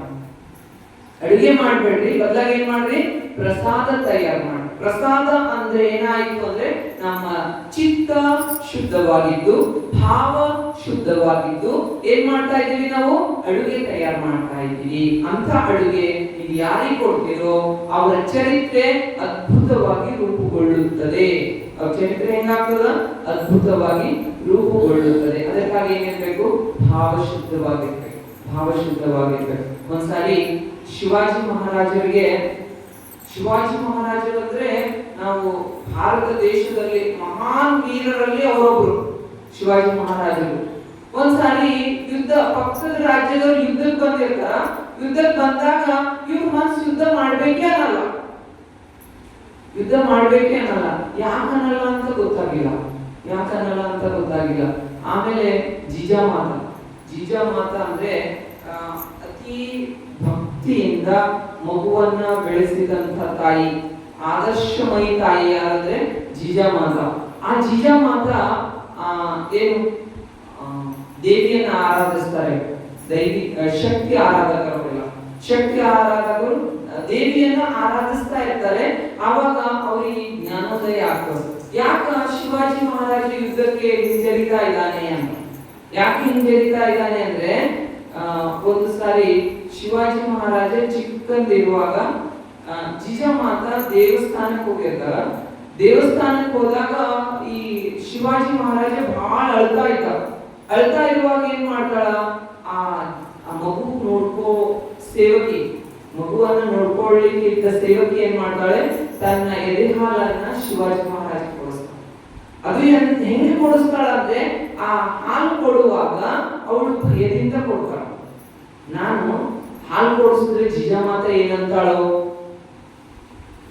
ನಾನು ಸೇವಕಿ ಇದ್ದೀನಿ, ಮಹಾರಾಜನಿಗೆ ಹಾಲು ಕೊಡಿಸಿದ್ರೆ, ಯುವರಾಜನಿಗೆ ಹಾಲು ಕುಡಿಸಿದ್ರೆ ಯಾರೇನಂತಾರೋ, ಯಾರು ನೋಡ್ತಾರೋ, ಮಗು ಅಳ್ತಾ ಇದೆ, ಹಾಲು ಕೊಡ್ಬೇಕಾಗಿದೆ, ಹಿಂಗೆಲ್ಲ ಭಾವನೆಯಿಂದ ಏನ್ ಮಾಡ್ತಾಳ ಅವಳು ಆ ಶಿವಾಜಿ ಮಹಾರಾಜನಿಗೆ ಹಾಲು ಕೊಡ್ತಾಳ. ಹಾಲು ಕೊಟ್ಟಾಗ ಆ ಹಾಲಿನ ಪರಿಣಾಮ ಏನಾಗ್ತದ, ಅವನಿಗೆ ಯುದ್ಧ ಮಾಡ್ಲಿಕ್ಕೆ ಬೇಡ ಅನಿಸ್ತ. ಅದು ಯಾರಿಗೆ ಜ್ಞಾನೋದಯ ಆಯ್ತು ಅಂದ್ರೆ ಜಿಜಾಮಾತ ಜ್ಞಾನೋದಯ ಆಯ್ತು. ಏನಂತ, ದಾಸಿ ನನ್ನ ಮಗುವಿಗೆ ಹಾಲು ಕೊಡಿಸಿದ್ದು ಅದು ಎಂತ ಹಾಲಿತ್ತು ಅಂದ್ರೆ ಭಾವನೆಯಿಂದ ಶುದ್ಧವಾಗಿರ್ಲಿಲ್ಲ. ಭಾವನೆಯಿಂದ ಭಯ ಹುಟ್ಟಿಸಿದ್ರು ಅವಳು. ಏನಿತ್ತು, ಭಯ ಅನ್ನೋದು ಆ ಹಾಲಿನಲ್ಲಿ ಸೇರಿತು. ಆ ಭಯನೇ ಏನಾಗದ, ಇದು ಯುದ್ಧ ಮಾಡಲಿಕ್ಕೆ ಕಳೀತಾ ಇದೆ. ಅದಕ್ಕಾಗಿ ನಾವು ಆಹಾರ ಸಿದ್ಧಪಡಿಸುವಾಗ ನಮ್ಮ ಭಯ, ನಿಂದೆ, ದ್ವೇಷ, ಅಸೂಯೆ ಭಾವನೆಗಳು ಪಕ್ಕಕ್ಕೆ ಇಟ್ಟು ಅಡುಗೆ ಮಾಡಿದ್ರೆ ಮಾತ್ರ ನಮ್ಮ ಮಕ್ಕಳು ಏನಾಗ್ತಾರ, ದೊಡ್ಡ ಸಚ್ಚಾರಿತ್ರ ವ್ಯಕ್ತಿಗಳಾಗ್ಲಿಕ್ಕೆ ಸಾಧ್ಯ. ಇಲ್ಲ ಅಂದ್ರೆ ನಾನು ಇಷ್ಟು ಒಳ್ಳೆ ಮನುಷ್ಯನಿದ್ದೀನ್ರಿ, ನನ್ನ ಮಗ ಯಾಕೆ ಕಳ್ಳಾಗೇನ, ನಾನು ಮಾತಾಪಿತರ ಏನು ಸೇವಕ ಇದ್ದೀನಿ, ನನ್ನ ಮಗ ಯಾಕ ನನ್ನನ್ನ ಸ್ವೀಕಾರ ಮಾಡ್ತಾ ಇಲ್ಲ, ಇದಕ್ಕೆಲ್ಲ ಕಾರಣ ನಮ್ಮ ಅನ್ನ. ನಾವು ಮಕ್ಕಳಿಗೆ ನೀಡ್ತಾ ಇರುವಂತ ಅನ್ನ. ಈಗಂತೂ ಮಕ್ಕಳು ಹೆಂಗಾಗ್ಯಾರ ಅಂದ್ರೆ ಮಾಡರ್ನೈಸೇಷನ್ ಅಂತ, ಆಧುನೀಕರಣ ಆಗ್ಬಿಟ್ಟದ. ಅಮೆರಿಕನಾಗ ಏನದ ಅದನ್ನ ಮಕ್ಕಳಿಗೆ ಕೊಡಿಸ್ಬೇಕು ಅಂದ್ರೆ ನಾವು ಸ್ಟ್ಯಾಂಡರ್ಡ್ ಅಂತ. ಜನರಿಗೆ ಏನ್ ತೋರಿಸ್ಬೇಕಾಗಲ್ಲ, ನಾವು ಸ್ಟ್ಯಾಂಡರ್ಡ್ ಇದೀವಿ ಅಂತ ತೋರಿಸ್ಬೇಕಾಗಲ್ಲ, ಮಾಡ್ರನ್ ಇದೀವಿ ಅಂತ ತೋರಿಸ್ಬೇಕಾಗಲ್ಲ.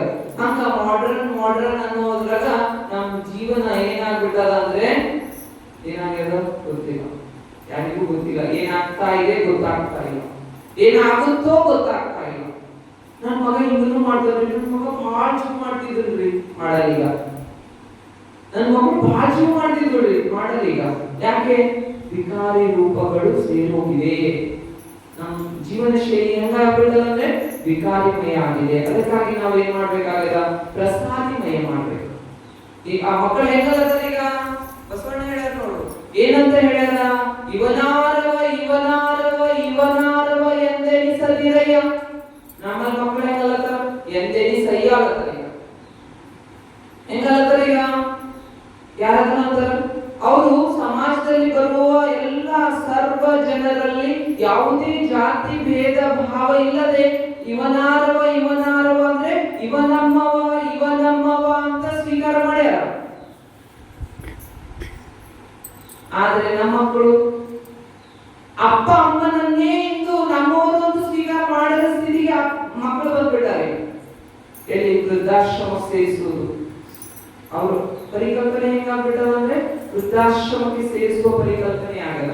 ಇಲ್ಲಾಂದ್ರೆ ನಮ್ಮಲ್ಲೆಲ್ಲ ಅವಾಗ 12 ಮಕ್ಕಳು, ಆಮೇಲೆ 6 ಮಕ್ಕಳಾದ್ರು, ಆಮೇಲೆ 3 ಮಕ್ಕಳಿಗೆ ಬಂದ್ರು, ಆಮೇಲೆ ಆರ್ತಿಗೊಂದು ಕೀರ್ತಿಗೊಂದು ಆಯ್ತು, ಆಮೇಲೆ ಆರ್ತಿನೂ ಬೇಡ ಕೀರ್ತಿನೂ ಬೇಡ, ಏನಾರ ಇರ್ಲಿ ಒಂದೇ ಇರ್ಲಿ ಅಂತ ಆಯ್ತು. ಅದು ಒಂದ್ ಹೆಂಗಿರ್ತದ, ನನ್ನ ಮಗನಿಗೆ ಅಮೆರಿಕನ ಓದಿಸ್ಬೇಕು, ಇಲ್ಲೆಲ್ಲ ಇಲ್ಲಿ ಹೋದ್ರೆ ಹೆಂಗದ ಬೆಲೆನೇ ಇಲ್ಲ, ನಾವೇ ಕೊಡಲ್ಲ ಬೆಲೆ. ಇಲ್ಲಿ ಓದಿ ಹುಷಾರಾಗಿರೋರಿಗೆ ನಾವು ಬೆಲೆ ಕೊಡಲ್ಲ, ಅಮೆರಿಕದಾಗ ಹೋಗಿ ಥರ್ಡ್ ಕ್ಲಾಸ್ ಇದ್ರೂ ಬೆಲೆ ಕೊಡ್ತೀವಿ ನಾವು. ಇದು ನಮ್ಮ ಭಾವನೆ ಆಗಿದೆ. ಆವಾಗ ಅಂತ ಮಗ ಬಂದು ಅಪ್ಪ ಅಮ್ಮನ ಸೇವೆ ಮಾಡದೇ ಇಲ್ಲ, ಸತ್ರ ಏನ್ ಹೇಳ್ತಾನ, ನನ್ ಫ್ಲೈಟ್ ಸಿಗ್ಲಿಲ್ರಿ, ವೀಸಾ ಸಿಕ್ಕಿಲ್ಲ, ಟಿಕೆಟ್ ಸಿಕ್ಕಿಲ್ಲ. ಪಕ್ಕದ ಮನೆಯವ್ರಿಗೆ ಹೇಳ್ತಾರೆ ಏನಂತ, ನೀವೇ ಮಾಡ್ಕೊಳ್ಳಿ. ಏನ್ ಮಾಡ್ಕೋಬೇಕು? ಮದುವೆ ಮಾಡ್ಕೋಬೇಕಿಲ್ಲ, ಏನ್ ಮಾಡ್ಬೇಕಾಗ ಶವ ಸಂಸ್ಕಾರ ಮಾಡ್ಬೇಕು. ಅಪ್ಪ ಅಮ್ಮ ಸತ್ರೆ ಶವ ಸಂಸ್ಕಾರ ಯಾರು ಮಾಡ್ತಾ ಇದ್ದಾರೆ? ಪಕ್ಕದ ಮನೆಯವ್ರು ಮಾಡ್ತಾ ಇದ್ದಾರೆ. ಆದ್ರೆ ನಾವು ದಿನಾ ಬೆಳಗ್ಗೆ ಎದ್ದ ತಕ್ಷಣ ಜಗಳ ಆಡೋದು ಯಾರ ಜೊತೆಗೆ? ಪಕ್ಕದ ಮನೆಯ ಜೊತೆಗೆ. ನಿಂದೆ ಆಡೋದು ಯಾರ ಜೊತೆಗೆ? ಪಕ್ಕದ ಮನೆ ಜೊತೆಗೆ. ಪಕ್ಕದ ಮನೆ ಅಂಟಿದು ಮಾತಾಡಿಲ್ಲ ಅಂದ್ರೆ ಹೊಟ್ಟೆಗಿದ್ದು ಅನ್ನ ತಗದೇ ಇಲ್ಲ. ಆದ್ರೆ ಕೊನೆಗೆ ಸಾಯುವಾಗ ಬಾಯಿ ನೀರ್ ಹಾಕೋರು ಯಾರು? ಹಾಲು ಹಾಕೋರು ಯಾರು? ಪಕ್ಕದ ಮನೆಯವರು. ಇದನ್ನ ನಾವು ಅರ್ಥ ಮಾಡಿಕೊಂಡು ಆ ಮಗನಿಗೆ ಎಷ್ಟು ಜೀವ ಮಾಡ್ತಿರೋ ಅದ್ರ 1% ಪಕ್ಕದ ಮನೆಯವರಿಗೆ ಜೀವ ಮಾಡಿದ್ರೆ ನಮ್ಮ ಸಂಬಂಧಗಳು ಉತ್ತಮ ಸಂಬಂಧವಾಗಿ ರೂಪಿಸಲಿಕ್ಕೆ ಸಾಧ್ಯವಾಗುತ್ತವೆ. ಬಿಪಿ ಸ್ವಲ್ಪ ಹೆಚ್ಚಾಗ್ಲತ್ತದ ಅಂದ್ರೆ ಸ್ವಲ್ಪ ಕಡಿಮೆ ಆಗ್ತದೆ. ಪಕ್ಕದ ಮನೆಯವರಿಗೆ 1%, ನಿಮ್ಮ ಮಕ್ಕಳ ಪ್ರೀತಿನೊಳಗೆ ಪಕ್ಕದ ಮನೆಯವರಿಗೆ 1% ಪ್ರೀತಿ ಕೊಟ್ರೆ ನಿಮ್ ಬಿಪಿ ಸ್ವಲ್ಪ ಕಡಿಮೆ ಆಗ್ತದೆ. ಯಾಕಂದ್ರೆ ಒಳ್ಳೆ ಸಂಬಂಧ ಇದ್ದಿರ್ತದ. ಅವ್ರು ಮಾಡಿ ನೀವು ಕೊಡ್ತಾರ, ನೀವು ಮಾಡಿದ ಅವ್ರಿಗೆ ಕೊಡ್ತೀರಿ. ಆಮೇಲೆ ಏನಾಗಿರ್ತದ ಅಂದ್ರೆ ನಿಮ್ಮ ಸುಖ ದುಃಖಗಳಲ್ಲಿ ಭಾಗವಹಿಸುವ ಯಾವ ಸಂಬಂಧಿಕರು ಇಲ್ಲ. ಅದಕ್ಕಾಗಿ ಪಕ್ಕದ ಮನೆಯವರಿಗೆ ನೀವೇನಾರ ಕಾಣಿಕೆ ಕೊಡ್ಬೇಕು, ನಿಮ್ ದೋಸ್ತರಿಗೆ ಕೊಡ್ಬೇಡ್ರಿ. ಕೊಡ್ಬೇಡ್ರಂತಲ್ಲ, ಮೊದಲನೇ ಆದ್ಯತೆ ಪಕ್ಕದ ಮನೆಯವರಿಗೆ. ಮೊದಲನೇ ಆದ್ಯತೆ ಪಕ್ಕದ ಮನೆಯವರಿಗೆ. ನಿಮ್ ದೋಸ್ತನ ಜೀವ ಕೊಡೋ ದೋಸ್ತನ ಈ ಸಾಯ್ಲತ್ತೀರಿ ಅಂದ್ರೆ ಫಸ್ಟ್ ಬರೋರು ಪಕ್ಕದ ಮನೆ. ಅವ ಕೊಡ್ತಾನೆ, ಜೀವ ಕೊಡ್ತಾನ, ಎಲ್ಲೋ ನಾವು ಬಂದು ಜೀವ ಕೊಡೋದ್ರಲ್ಲಿ ನೀವು ಯಮರಾಜ ಜೀವ ಕೊಟ್ಟಿರ್ತೇವೆ. ಅದಕ್ಕಾಗಿ ಏನ್ ಮಾಡ್ಬೇಕು? ಆ ಜೀವ ಉಳಿಸೋರು ಯಾರ? ಪಕ್ಕದ ಮನೆಯವರ. ಹಾವು ಕಚ್ಚದ್ರಿ ಫಸ್ಟ್ ಎತ್ಕೊಂಡು ಹೋಗೋರು ಯಾರ? ಪಕ್ಕದ ಮನೆಯವರ. ಹಾರ್ಟ್ ಅಟ್ಯಾಕ್ ಆಗ್ಯದ್ರಿ ಎದಿ ಹಿಡ್ಕೊಂಡು ಎತ್ಕೊಂಡು ಹೋಗೋರು ಯಾರ? ಪಕ್ಕದ ಮನೆಯವರ. ನೀವು ಇಲ್ರಿ, ನಿಮ್ ಮಗ ಬರ್ಲಿ, ನಿಮ್ ದೋಸ್ತ್ ಬರ್ಲಿರಿ ಅಂತ ಕೂಡ್ತಾರ ಅವರು. ಆದ್ರೆ ನೀವು ಕೂತಿರ್ತೀರ, ಚೆನ್ನಾಗಿ ಅಡಿಗೆ ಮಾಡಿದ್ರೆ ಪಕ್ಕದ ಮನೆಯವ್ರಿಗೆ ಕೊಡಲ್ಲ. ನಮ್ ದೋಸ್ತ್ ಬರ್ಲಿ, ನಮ್ ಸಂಬಂಧಿ ಬರ್ಲಿ, ನನ್ ಮಗ ಬರ್ಲಿ, ನನ್ ಮಗನಿ ಮಾಡಿನಿ. ಅದಕ್ಕಾಗಿ ನಾವೇನ್ ಮಾಡ್ಬೇಕಾಗದ? ಪ್ರಸಾದ ರೂಪದಲ್ಲಿ ಸಿದ್ಧಪಡಿಸಿದ ಆಹಾರ ಹಂಚಿ ತಿನ್ಬೇಕು. ನಾವ್ ಇರುವೆ ಆಗ್ಬೇಕು, ಹಂಚಿ ತಿನ್ಬೇಕು. ನಮ್ಮಲ್ಲಿ ಏನ್ ಮಾಡ್ತೀವಿ? ಹೆಂಗೋ ತಿನ್ಬೇಕು. ಹೆಂಗ್ ತಿಂತೀವಿ? ಹೆಂಗ್ ತಿಂತೀವಿ ಆ ತಿನ್ನೋದು ಗೊತ್ತಾಗಲ್ಲ. ಈ ಕೈ ಅಡ್ಡ ಬಂದಿರ್ತದೆ, ಒಳಗೆ ಹೋಗಿರ್ತದೆ, ನುಂಗಿದ್ರು ಇವ್ರು ನುಂಗ್ಯಾರ ಅಂತ ಗೊತ್ತಾಗಲ್ಲ, ಎದುರಿಗವರಿಗೆ ಗೊತ್ತಾಗಲ್ಲ. ಹಂಗ್ ತಿಂತಾ ಇದೀವಿ. ಹಿಂಗ್ ತಿನ್ನೋದು ಏನಾಗ್ತದ ಅಂದ್ರೆ ನಮ್ಮ ಈ ಮೆದುಳಿನಲ್ಲಿ ಭಾವನೆ ಹೆಂಗ್ ಹೋಗ್ತದ ಅಂದ್ರೆ ಮೋಸದ ವಂಚನೆಯ ಭಾವನೆ ರೂಪುಗೊಳ್ತಾ ಇದೆ. ಅಂತದ್ರಲ್ಲಿ ಸೇವಿಸಿದ ಆಹಾರ ನಾವು ಸೇವನೆ ಮಾಡಿದ್ರೆ ನಾವು ಮೋಸ ವಂಚಕರಾಗಿ ರೂಪುಗೊಳ್ತೀವಿ. ಅದಕ್ಕಾಗಿ ಏನ್ ಮಾಡ್ಬೇಕು? ಶುದ್ಧ ಆಹಾರ, ಶುದ್ಧ ಪ್ರಸಾದವನ್ನ ಸೇವಿಸ್ಲಿಕ್ಕೆ ನೀಡಬೇಕು. ಅದಕ್ಕಾಗಿ ಇವನಾರವ ಅಂತ ಅನ್ಬೇಡ್ರಿ, ಬದಲಾಗಿ ಇವನಮ್ಮವ ಅಂದು ಹೆಂಗ ಬಸವಣ್ಣನವರು ಸರ್ವರನ್ನ ಸ್ವೀಕಾರ ಮಾಡಿದ್ರು, ನಾವು ಅಟ್ಲೀಸ್ಟ್ ನಮ್ಮ ಕುಟುಂಬದವರನ್ನೇ ಸ್ವೀಕಾರ ಮಾಡಿದ್ರು ಸಮಾಜದಲ್ಲಿ ಶಾಂತಿ ನೆಲೆಸುತ್ತದೆ. ನೀವು ಎಲ್ಲರನ್ನ ಸ್ವೀಕಾರ ಮಾಡೋದು ದೊಡ್ಡ ಕಥೆ ಆಯ್ತು. ನಾವು ಬಸವಣ್ಣ ಆಗ್ಬೇಕಾಗ್ತದ್ರಿ, ಅಷ್ಟು ಶಕ್ತಿ ನಮ್ಮಲ್ಲಿ ಇಲ್ಲ. ಅಷ್ಟಿಲ್ಲ ಅಂದ್ರೆ ನೀವು ಕುಟುಂಬದವರನ್ನೇ ಸ್ವೀಕಾರ ಮಾಡಿ. ನೀವು ನಮ್ಮನ, ನಮ್ಮಮ್ಮ, ನಂದಪ್ಪ, ನಂದಣ್ಣ, ನನ್ನ ತಮ್ಮ, ನನ್ನ ಅಕ್ಕ, ನನ್ನ ತಂಗಿ ಅಂತ ಇಷ್ಟು ಹೇಳುವಂತ ಭಾವನೆ ಇದ್ರೂ ಸಹ ಸಮಾಜದಲ್ಲಿ ಒಡಕು ಉಂಟಾಗುವುದಿಲ್ಲ, ಐಕ್ಯತೆ ರೂಪಿಸಲಿಕ್ಕೆ ಸಾಧ್ಯವಾಗುತ್ತದೆ. ನೀವೆಷ್ಟು ಭಾಷಣ ಕೇಳಿದ್ರೂ ಉಪಯೋಗ ಇಲ್ಲ. ಇಲ್ಲಿ ಕೇಳುವವರಿಗೆ ನೆನಪಿರ್ತದೆ, ಅದ್ರ ಆಚರಣೆ ಬರ್ಬೇಕು. ನಮ್ಮಲ್ಲಿ ಭಾರತದಲ್ಲಿ ದರಿದ್ರತನ ಬಗ್ಗೆ ಏನ್ ಕಾರಣ ಅಂದ್ರೆ ನಮ್ಮಲ್ಲಿ ಮಂತ್ರಗಳ ಸಮಸ್ಯೆ ಇಲ್ಲ, ತಂತ್ರಗಳ ಸಮಸ್ಯೆ ಇಲ್ಲ, ಜ್ಞಾನದ ಸಮಸ್ಯೆ ಇಲ್ಲ, ಸಂಪತ್ತಿನ ಸಮಸ್ಯೆ ಇಲ್ಲ. ಇರೋದೊಂದೇ, ಜನರು ಒಂದು ಸೋಮಾರಿಯಾಗಿದ್ದಾರೆ, ಇನ್ನೊಂದು ಆಚರಣೆ ಮಾಡುವವರೇ ಇಲ್ಲ. ಇದರಿಂದ ಏನಾಗಿದೆ ಅಂದ್ರೆ ಆ ಜ್ಞಾನ ಇದ್ದಲ್ಲಿಯೇ ಇದೆ, ಜ್ಞಾನ ಆಚರಣೆಗೆ ಬರ್ತಾ ಇಲ್ಲ. ಅದಕ್ಕಾಗಿ ಆಚರಣೆಗೆ ಬರ್ಬೇಕು ಅಂದ್ರೆ ನಮ್ಗೆಲ್ರಿಗೂ ಗೊತ್ತದ, ಪ್ರಸಾದ ಅಡಿಗೆ ಹೆಂಗ್ ಮಾಡ್ಬೇಕು, ನೈವೇದ್ಯ ಹೆಂಗ್ ಮಾಡ್ಬೇಕು ಎಲ್ರಿಗೂ ಗೊತ್ತದ. ಮಾಡೋದು ನಾವಿವತ್ತು ಹೊಸದ ಏನಾದ್ರು ಹೇಳಿನಿ ಅಂದ್ರೆ ಹೊಸದೇನಾರ ಇತ್ತ? 1% ಹೊಸದಿಲ್ಲ, 1% ಹೊಸದಿಲ್ಲ. ಎಲ್ಲ ನಿಮ್ಗೆ ಗೊತ್ತಿದ್ದಿದ್ದೇ ಅದ. ಅದಕ್ಕಾಗಿ ಏನ್ ಮಾಡ್ಬೇಕಾಗಿದೆ? ಆಚರಣೆಯಲ್ಲಿಲ್ಲ. ಗೊತ್ತಿದ್ರು ಸಹ ಏನಾಗ್ತಾ ಇದೆ? ಆಚರಣೆಯಲ್ಲಿಲ್ಲ. ಅದಕ್ಕಾಗಿ ಏನ್ ಮಾಡ್ಬೇಕಾಗಿದೆ? ಇವತ್ತಿನಿಂದ ನೀವು ಸ್ನಾನ ಮಾಡ್ತಿರೋ ಬಿಡ್ತಿರೋ ಗೊತ್ತಿಲ್ಲ ಅದು, ಆದ್ರೆ ಭಾವನೆ ಮಾತ್ರ ಶುದ್ಧ ಇರಿ. ನೀವು ಸ್ನಾನ ಮಾಡಿರಿ, ಬಟ್ಟೆ ಪೀತಾಂಬರ ಹಾಕಿರಿ, ಬಡಿ ಕಟ್ಟಿ ಹುಟ್ಟಿರಿ, ಗೋಳ್ ಹಾಕ್ತಾ ಅಡಿಗೆ ಮಾಡಿರಿ, ಅದು ಮಾತ್ರ ವಿಷವಾಗುತ್ತದೆ. ನೀವು ಸ್ನಾನ ಮಾಡಿಲ್ಲ, ಅಡಿಗೆ ಮಾಡ್ತಾ ಇದ್ದೀರಿ, ಆದ್ರೆ ಭಾವನೆ ಆತ್ಮ ಮತ್ತು ಪರಮಾತ್ಮನಿಗೆ ಸೇರಿದಂತ ಭಾವನೆಯಿಂದ ಅಡಿಗೆ ತಯಾರು ಮಾಡಿರಿ ಅಂದ್ರೆ ಅದು ಅಮೃತ ಆಗಿ ರೂಪುಗೊಳ್ಳುತ್ತದೆ. ಅದಕ್ಕಾಗಿ ನೀವೆಲ್ಲ ಅಮೃತವನ್ನ ನೀಡುವಂತಹ, ಅಮೃತವನ್ನ ತಯಾರು ಮಾಡುವಂತಹ ಮಾತೆಯರಾಗ್ರಿ ಅಂತ ನೀವು ಅಷ್ಟೇ ಅಲ್ಲ, ಮತ್ತೆ ನಿಮ್ ಸಂಪರ್ಕ ಬರುವವರಿಗೆಲ್ಲ ತಿಳಿಸ್ಬೇಕು, ಹಿಂಗ್ ಮಾಡ್ರಿ. ಇದರಿಂದ ನಾವು ನಮ್ಮ ಭಾರತದಲ್ಲಿ ಆಗುವಂತಹ 50% ಅಪರಾಧವನ್ನ ತಡೆಗಟ್ಟಬಹುದು. ಇದರಿಂದ ಪ್ರಸಾದಿಮಯ ವ್ಯವಸ್ಥೆಯಿಂದ. ಅದಕ್ಕಾಗಿ ಇವನಾರವ ಅನ್ಬೇಡ್ರಿ, ಬದಲಾಗಿ ಇವನಮ್ಮವ ಅಂತ ಅನ್ರಿ. ನೀವು ನೋಡ್ತೀರಿ ಮುಸ್ಲಿಮ್ರಲ್ಲಿ ಎಷ್ಟು ಐಕ್ಯತೆ ಇದೆ ಅಂತ. ನೀವು ಬಸ್ನಾಗ ಹೋಗುವಾಗ ಮುಸ್ಲಿಂ ಹುಡುಗ ಕುಂತಿರ್ತಾರೆ ಸೀಟ್ ಮೇಲೆ, ಒಬ್ಬ ಮುಸ್ಲಿಂ ಹುಡುಗಿ ಬಂದ್ಲು ಅಂದ್ರೆ ಬುರ್ಕ ಇರ್ಬೇಕಷ್ಟೇ, ಮುಸ್ಲಿಂ ಮಾಡೋ ಇಲ್ಲೋ ಗೊತ್ತಿಲ್ಲ, ಬುರ್ಕ ಹಾಕಿದ ಒಂದು ಸ್ತ್ರೀ ಬಂದ್ರು ಅಂದ್ರೆ ಕಟ್ ಅಂತ ಹೇಳ್ದ ನಾವು ಏನ್ ಮಾಡ್ತಾನ? ಆ ಚೇರ್ ಕೊಡ್ತಾನ, ಯಾವುದು ಆ ಸೀಟ್ ಕೊಡ್ತಾನೆ, ಬಸ್ನಾಗ ಸೀಟ್ ಕೊಡ್ತಾನೆ. ಆದ್ರೆ ನಮ್ಮವರು ನಮ್ಮ ಪಕ್ಕದ ಮನೆಯವ್ರು ಇದ್ರೆ ಹಿಂಗೆ ಕೂರ್ತಿರ್ತಾರ, ನೋಡೋದೇ ಇಲ್ಲ. ಐದು ಅಂಕಲ್ ಯಾಕಂದಿರಿ ನೈ ನೋಡಿ ನಿಮ್ಗ ಅವ್ನು ನೋಡಿರ್ತಾನ, ಅವ್ರು ಬಸ್ ಹತ್ತಿನಾಗೆ ನೋಡಿರ್ತಾನ, ಆದ್ರೆ ಅವ್ನು ಸೀಟ್ ಕೊಡ್ಬೇಕಾಗ್ತದ ಅಂತ ಏನ್ ಮಾಡ್ತಾನ? ಯಾವ ಕಡೆನೂ ಮರೆ ಮಾಸ್ಕೊಂಡು ಕೂತಿರ್ತಾನ. ಇಂಥ ಭಾವಗಳು ನಾವಾಗಿವಿ. ಅವರು ಒಂದು ಮುಸ್ಲಿಂ ಹುಡುಗಿ ಇನ್ನೊಂದು ಮುಸ್ಲಿಂ ಹುಡುಗಿ ಇದ್ರೆ, ಈಗ ಅಲ್ಲಿ ಕೂತಾಳ ಅವಳು, ಫಸ್ಟ್ ಬಂದಾಳ, ಇನ್ನೊಂದು ಹುಡುಗಿ ಆಮೇಲೆ ಬಂದಾಳ ಅಂದ್ರೆ ಅವ್ರಿಬ್ರು ಹತ್ರ ಹೋಗಿ ಕೂಡ್ತಾರ, ಒಂದೇ ಕಡೆ ಕೂತಿರ್ತಾವ. ನೋಡಿ, ಅಬ್ಸರ್ವ್ ಮಾಡಿ ಒಂದ್ಸಾರಿ, ಆದ್ರೆ ನಮ್ಮವ್ರು ಆ ಭಜನಿನೇ ಹೋಗಿರ್ತಾರ, ಪಕ್ಕದ ಮನೆಯಲ್ಲೇ ಪಕ್ಕಕ್ಕೆ ಕುಂತಿರ್ತಾರ, ಮಾತೇ ಆಡಲ್ಲ, ನೋಡದೇ ಇಲ್ಲ. ಯಾಕಂದ್ರೆ ಅಹಂಕಾರ. ಈ ಅಹಂಕಾರ ನಮ್ಮ ಜೀವನವನ್ನ ನಾಶಗೊಳಿಸುತ್ತದೆ. ಅದಕ್ಕಾಗಿ ಏನು ಅಹಂಕಾರಿಗಳಾಗಿರ್ಬಾರ್ದು. ಒಂದು ಸಣ್ಣ ಟೈಮ್ ಈಗಾಗಲೇ ಆಗಿದೆ. ಮುಗಿಸ್ಬಿಡೋಣ. ಒಂದು ಸಣ್ಣ ನಿದರ್ಶನ ಏನು ಅಂದ್ರೆ, ಒಂದು ಸಾರಿ ಒಂದು ಊರಾಗ ದೇವಸ್ಥಾನ ಕಟ್ಟಿರ್ತಾರ. ದೇವಸ್ಥಾನ ಅಂದ್ರೆ ಗುಡಿ ಕಟ್ಟೆ ಆಗಿಲ್ಲ, ಇನ್ನ ಅದ್ರೊಳಗ ಮೂರ್ತಿ ಕೂರ್ಸಿಲ್ಲ. ಗುಡಿ ಕಟ್ಟೆ ಆಗ ಅದ್ರೊಳಗ ಮೂರ್ತಿ ಕೂಡಿಸ್ಬೇಕು. ಮೂರ್ತಿ ಕೂಡಿಸ್ಬೇಕಂದ್ರೆ ಮಾರ್ಕೆಟ್ಲಿ ತಂದು ಕಟ್ಟಂತ ಕೂಡ್ಸೋದಿಲ್ಲ. ಮೂರ್ತಿ ಕೂಡಿಸ್ಬೇಕಾದ್ರೆ ಅದರದ್ದೇ ಆದಂತ ಪ್ರಾಣ ಪ್ರತಿಷ್ಠಾಪನೆ ಮಾಡಬೇಕು, ವೈಭವದಿಂದ ಮೆರವಣಿಗೆ ಮಾಡ್ಕೊಂಡು ಬರಬೇಕು, ಏನೆಲ್ಲ ಕ್ರಿಯೆಯ ಮೂಲಕ ದೇವತೆಯನ್ನ ಆಹ್ವಾನ ಮಾಡಬೇಕು.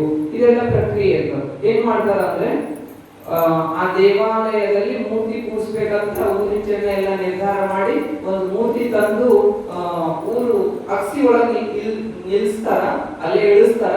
ಇಳಿಸಿ ಊರ್ ಅಕ್ಸಿಯಿಂದ ದೇವಸ್ಥಾನದವರೆಗೆ ಮೆರವಣಿಗೆ ಮಾಡ್ಕೊಂಡು ಹೋಗ್ಬೇಕು. ಮೆರವಣಿಗೆ ಮಾಡ್ಕೊಂಡು ಹೋಗ್ಬೇಕಂದ್ರೆ ಬಾಜಾ ಭಜಂತ್ರಿ ಎಲ್ಲ ತರ್ತಾರ. ಹೆಂಗ್ ಮೆರವಣಿಗೆ ಮಾಡ್ಕೊಂಡು ಹೋಗ್ಬೇಕು? ರಥದಲ್ಲಿ ಕೂರಿಸ್ಕೊಂಡು ಹೋಗ್ಬೇಕು. ರಥನೇ ಸಿಕ್ಕಿಲ್ಲ, ಹೆಂಗ್ ಹೋಗ್ಬೇಕು? ಆಕಳನ್ನೇ ತಗೊಂಡು ಹೋಗ್ಬೇಕು, ಆಕಳೇ ಸಿಕ್ಕಿಲ್ಲ. ಹೆಂಗ್ ತಗೊಂಡು ಹೋಗ್ಬೇಕ್ರಿ? ಪಲ್ಲಕ್ಕಿ ತಗೋಬೇಕು. ಪಲ್ಲಕ್ಕಿ ಇನ್ನು ಪಲ್ಲಕ್ಕಿನೇ ತಯಾರಾಗಿಲ್ಲ. ಏನ್ ಮಾಡ್ಬೇಕೀಗ? ಎಕ್ಕಡೆ ನೋಡ್ತಾರೆ, ಯಾವುದು ಸಿಗಲ್ಲ ಮೆರವಣಿಗೆ ಮಾಡ್ಲಿಕ್ಕೆ.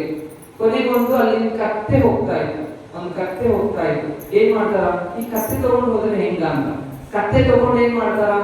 ಆ ಮೆರವಣಿಗೆ ಮಾಡನೆ ಅಂತ ಎಲ್ಲರೂ ನಿರ್ಧಾರ ಮಾಡಿ ಆ ಕತ್ತೆ ತಗೋತಾರ. ತಗೊಂಡು ಕತ್ತೆ ಮೇಲೆ ಮೆರವಣಿಗೆ ಮಾಡ್ತಾರ ಅಂತ ಮತ್ ಕೆಲವರು ಮಾತಾಡ್ತಾರ. ಅವಾಗ ಏನ್ ಮಾಡ್ತಾರ? ಕತ್ತೆನ ಮೆರವಣಿಗೆ ಮಾಡಿದ್ರೆ ಏನಾಗದು, ಕತ್ತೆ ಕಾಣಿಸ್ಬಾರ್ದು ಅಷ್ಟೇ ಅಂತ ತಯಾರು ಮಾಡೋಣ. ಹೆಂಗ್ ಮಾಡಿದ್ರು ಅಂದ್ರೆ, ಅದು ಪಲ್ಲಕ್ಕಿ ಅಂತ ತಯಾರು ಮಾಡಿದ್ರು ಕತ್ತೆಗೆ. ಅದು ಕತ್ತೆ ನಡೀತಾ ಇರ್ಬೇಕು, ಅದು ಪಲ್ಲಕ್ಕಿ ಕಾಣಿಸ್ಬೇಕು ಅಂತ ತಯಾರು ಮಾಡಿದ್ರು. ಮಾಡಿ ಏನ್ ಮಾಡಿದ್ರು? ಕತ್ತೆ ಎಲ್ಲ ಬಟ್ಟೆ ಹಾಕಿದ್ರು, ಸುತ್ತಲೆಲ್ಲ ಕತ್ತೆಗೆ ಬಟ್ಟೆ ಹಾಕಿದ್ರು. ಆದ್ರೆ ಕಣ್ಣು ಕಾಣುವಾಗ ಅಷ್ಟೇ ಕಟ್ ಮಾಡಿದ್ರು ಕತ್ತೆ. ಮತ್ತೆ ಸುಂದರ ಸುಂದರ ಕಾಣಿಸ್ತಾ ಇತ್ತು, ಒಂದು ಪಲ್ಲಕ್ಕಿ ಕಾಣಿಸ್ತಾ ಇತ್ತು. ಅದ್ರ ಮೇಲೆ ಲಿಂಗ ಇಟ್ಕೊಂಡ್ರು. ಲಿಂಗ ಇಟ್ಕೊಂಡು ಬಾಜಾ ಭಜಂತ್ರಿ ತಗೊಂಡು ಎಲ್ಲ ಊರಿನ ಜನ ಎಲ್ಲ ತೆಂಗು ಕಾಯಿ ಹೊಡಿತಾ ಎಲ್ಲ ಮೆರವಣಿಗೆ ಮಾಡ್ತಾ ತಗೊಂಡ್ ಬರ್ತಾ ಇದ್ರು. ಕತ್ತೆಗೂ ಸಂತೋಷ. ಕತ್ತೆ ಏನಂತಿತ್ತು? ಎಲ್ಲ ನೋಡಿದ ಒದಿತಿದ್ರು, ಹೊಡಿತಿರು. ಇವತ್ತು ಹೆಂಗ್ ಮಾಡ್ಲತ್ತಾರಪ್ಪ ನನಗ ಸ್ವಾಗತ ಮಾಡ್ಲತ್ತ ಅಂತ ಖುಷಿ ಆಯ್ತು. ಖುಷಿ ಆಗಿ ಏನ್ ಮಾಡಿದ್ರು? ಎಲ್ಲ ಟೈಮ್ ಹೊಡಿತಾರ, ಸಾಷ್ಟಾಂಗ ನಮಸ್ಕಾರ ಹಾಕ್ತಾರ, ಎಲ್ಲ ಮಾಡಿದ್ರು. ಅದು ಖುಷಿಯಾಗಿ ಇಷ್ಟು ಮುಂದೆ ಬರ್ತಾ ಹೋಗ್ತದೋ. ಬಹಳ ಚೆನ್ನಾಗಿ ಗುಡಿ ಹೆಂಗ್ ಹತ್ರ ಬಂದು ಅವ್ರ ಆಚರಣೆನೂ ಹೆಚ್ಚಾಯ್ತು, ಜನರು ಹೆಚ್ಚಾದ್ರು, ನಮಸ್ಕಾರ ಮಾಡೋರ ಪ್ರಮಾಣನೂ ಹೆಚ್ಚಾಯ್ತು. ಅವಾಗ ಕತ್ತೆ ಅಂತೂ ಖುಷಿ, ಅದ್ರ ಖುಷಿ ಕಂಟ್ರೋಲೇ ಆಗಲ್ಲ ಅಂತಿತ್ತು. ಏನ್ ಮಾಡ್ತು? ಇಷ್ಟು ಏನು ಸರ್ಕಾರ ಮಾಡ್ಲತ್ತಾರ, ಆದರ ಮಾಡ್ಲತ್ತಾರ, ನಾ ಯಾಕಿದು ಒಜ್ಜಿ ಇಟ್ಕೋಬೇಕು ಮೈನಾಗ ಅಂತ ಏನ್ ಮಾಡ್ತು? ಬೆನ್ನು ಹೊಳಸಿ ಆ ಲಿಂಗ ಕೆಳಗ್ ಬಿಸಾಡ. ಲಿಂಗ ಕೆಳಗ್ ಬಿಡದೆ ತಡ ಆ ಪಕ್ಕದ ನಿಂತು ನಮಸ್ಕಾರ ಮಾಡೋರೆಲ್ಲ ಕತ್ತೆ ಹೊಡಿಲಿಕ್ಕೆ ಶುರು ಮಾಡಿದ್ರು. ಶುರು ಮಾಡಿ ಏನಾಯ್ತು? ಕತ್ತೆಗೆ ಆಶ್ಚರ್ಯ ಆಯ್ತು.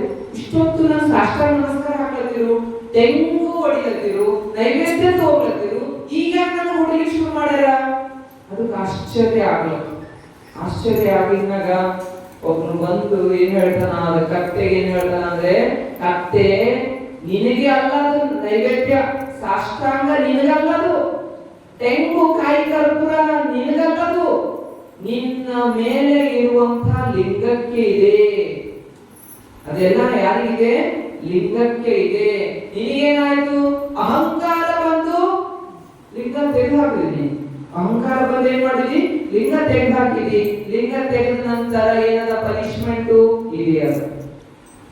ಲಿಂಗ ತೆಗೆದ ನಂತರ ಏನದ? ಶಿಕ್ಷಣೆ ಅದ ಅಂತ. ಅದಕ್ಕಾಗಿ ನಾವು ಎಲ್ಲಿ ಅಹಂಕಾರಿಗಳಾಗ್ತವೋ ನಾವು ಶಿಕ್ಷೆಗೆ ಒಳಗಾಗ್ತೀವಿ. ಎಲ್ಲಿ ಲಿಂಗ ನಮ್ಮಲ್ಲಿ ಇಲ್ಲೋ ಆವಾಗ ನಾವು ಏನಾಗ್ತೀವಿ? ಇನ್ನೊಬ್ಬರ ಶಿಕ್ಷೆಗೆ ಒಳಗಾಗ್ತೀವಿ. ಅವಾಗ ಯಮರಾಜ ಬಂದಂತ ನಡಿ, ನೀನ್ ಶಿಕ್ಷೆ ಕೊಡ್ತೀನಿ ನಡಿ ಅಂತ ತಗೊಂಡ್ತಾರೆ. ಅದಕ್ಕಾಗಿ ಏನ್ ಮಾಡ್ಬೇಕು? ಲಿಂಗ ಸದಾ ಎದೆಯ ಮೇಲೆ ಧರಿಸಲೇಬೇಕು. ದೀಕ್ಷೆ ಪಡೀರಿ, ಲಿಂಗ ಧರಿಸಿರಿ. ನೀವು ಧರಿಸ್ರಿ, ಮಕ್ಕಳಿಗೂ ಧರಿಸಿರಿ, ಮಕ್ಕಳಿಗೂ ದೀಕ್ಷೆ ಕೊಡ್ಬೇಕು. ನೀವು ನೋಡ್ರಿ, ಮುಸ್ಲಿಮ್ಸ್ ಎಲ್ಲ ಈ ಸಣ್ಣ ಸಣ್ಣ ಇರುವಾಗ ಸುನ್ನಿ ಮಾಡ್ತಾರ, ಕಂಪಲ್ಸರಿ ಮಾಡಿಸ್ತಾರ. ಕ್ರಿಶ್ಚಿಯನ್ಸ್ ಎಲ್ಲ ದೀಕ್ಷೆ ಕೊಡ್ತಾರ, ಸಣ್ಣದಿರುವಾಗೆ ಕೊಡ್ತಾರ. ನಮ್ ಜನ ಮಾತ್ರ ದೀಕ್ಷೆ ತಗೊಳ್ರಿ ಎಂದು ಓಡೋಗ್ತಾರ.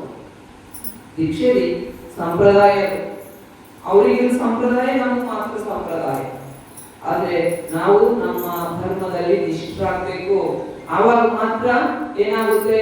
ನೀವು ಬ್ರಾಹ್ಮಣ್ಸ್ ನೋಡ್ರಿ, ಪೂಜೆ ಮಾಡ್ತಾರೋ, ಮಗು ಏನು 8 ವರ್ಷಕ್ಕೆ ಬಂದು ಮುಂಜಿ ತಯಾರು ಮಾಡ್ತಾರೋ, ಅದ್ರಲ್ಲಿ ಯಾರು ನಾನು ಮುಂಜಿ ಒಲ್ಲೆ ಅನ್ನಲ್ಲ. ನಮ್ಮಲ್ಲಿ ಹೆಂಗ್ ಹೇಳ್ತಾರ, ದೀಕ್ಷೆ ತಗೊಂಡ್ರೆ ಒಲ್ಲ ಅಂತ ಓಡೋಗ್ತಾರ. ನಮ್ಮಲ್ಲಿ ಕೊಳ್ಳಲ್ಲಿ ಹಾಕಿರುವಂತ ದೀಕ್ಷೆ ರಾತ್ರಿ ಮಲ್ಲ ನಡ್ತದ್ರಿ ಅಂತ ಎತ್ತಿಡೋರು ಅದ. ಅದಕ್ಕಾಗಿ ದಯವಿಟ್ಟು ಒಂದು ಸಾರಿ ದೀಕ್ಷೆ ತಗೊಂಡ ನಂತರ ಸದಾ ಲಿಂಗವನ್ನ ಎದೆಯ ಮೇಲೆ ಧರಿಸ್ರಿ. ಅದನ್ನ ನಿರಂತರವಾಗಿ ಪೂಜೆ ಮಾಡ್ರಿ. ಪೂಜೆ ಮಾಡ್ಲಿಕ್ಕಾಗಿಲ್ಲ ಅಂದ್ರೂ ಧ್ಯಾನ ಮಾಡ್ರಿ. ಒಟ್ಟಾರೆ ಲಿಂಗಧಾರಿಗಳಾಗ್ರಿ. ಲಿಂಗಧಾರಿಗಳಾಗಿ ನಮ್ಮ ಜೀವನವನ್ನ ರೂಪಿಸ್ಕೊಳ್ಳೋಣ ಅಂತ ಹೇಳ್ತಾ ಓಂಕಾರ ಹೇಳೋಣ. ಕೂಡ್ರಿ, ತೋರಿಕೆ ಬೇಡ, ಇನ್ನೊಬ್ರಿಗೆ ನಾವು ತೋರಿಸ್ಬೇಕಾಗಿಲ್ಲ. ನಮ್ಮ ಸಾಧನೆಗಾಗಿ, ನಮಗಾಗಿ ಏನ್ ಮಾಡ್ಬೇಕು, ಈ ಬೆರಳು ಅಂಟಿಸ್ಬೇಕು, ನೆಟ್ಟಲ್ಲಿ ಕೂಡ್ಬೇಕು, ಬೆನ್ನು ನೆಟ್ಟಗಿರ್ಬೇಕು, ದೃಷ್ಟಿ ಮಾತ್ರ ಇಲ್ಲಿ ಕೇಂದ್ರೀಕರಣ ಆಗಬೇಕು. ಕೇಂದ್ರೀಕರಣ ಆಗ್ಬೇಕು. ಓಂಕಾರ ಹೇಳುವಾಗ ಏನ್ ಮಾಡ್ಬೇಕು, ಶ್ವಾಸ ಒಳಗೆ ಹೊಟ್ಟಿ ತುಂಬಬೇಕು, ಬಿಡುವಾಗ ಓಂ ಅನ್ನುವಾಗ ಬರ್ತಾ ಇತ್ತು. ಗಾಳಿ ನಮ್ಗೆ ಬೇಕಾಗುತ್ತೆ. ಅದಕ್ಕೆ ಫಸ್ಟ್ ಏನ್ ಮಾಡ್ರಿ, ಶ್ವಾಸ ತಗೊಳ್ಳಿ, ಹೊಟ್ಟೆ ತುಂಬಾ ಶ್ವಾಸ ತಗೊಳ್ರಿ, ಆಮೇಲೆ ಓಂಕಾರ ಶುರು.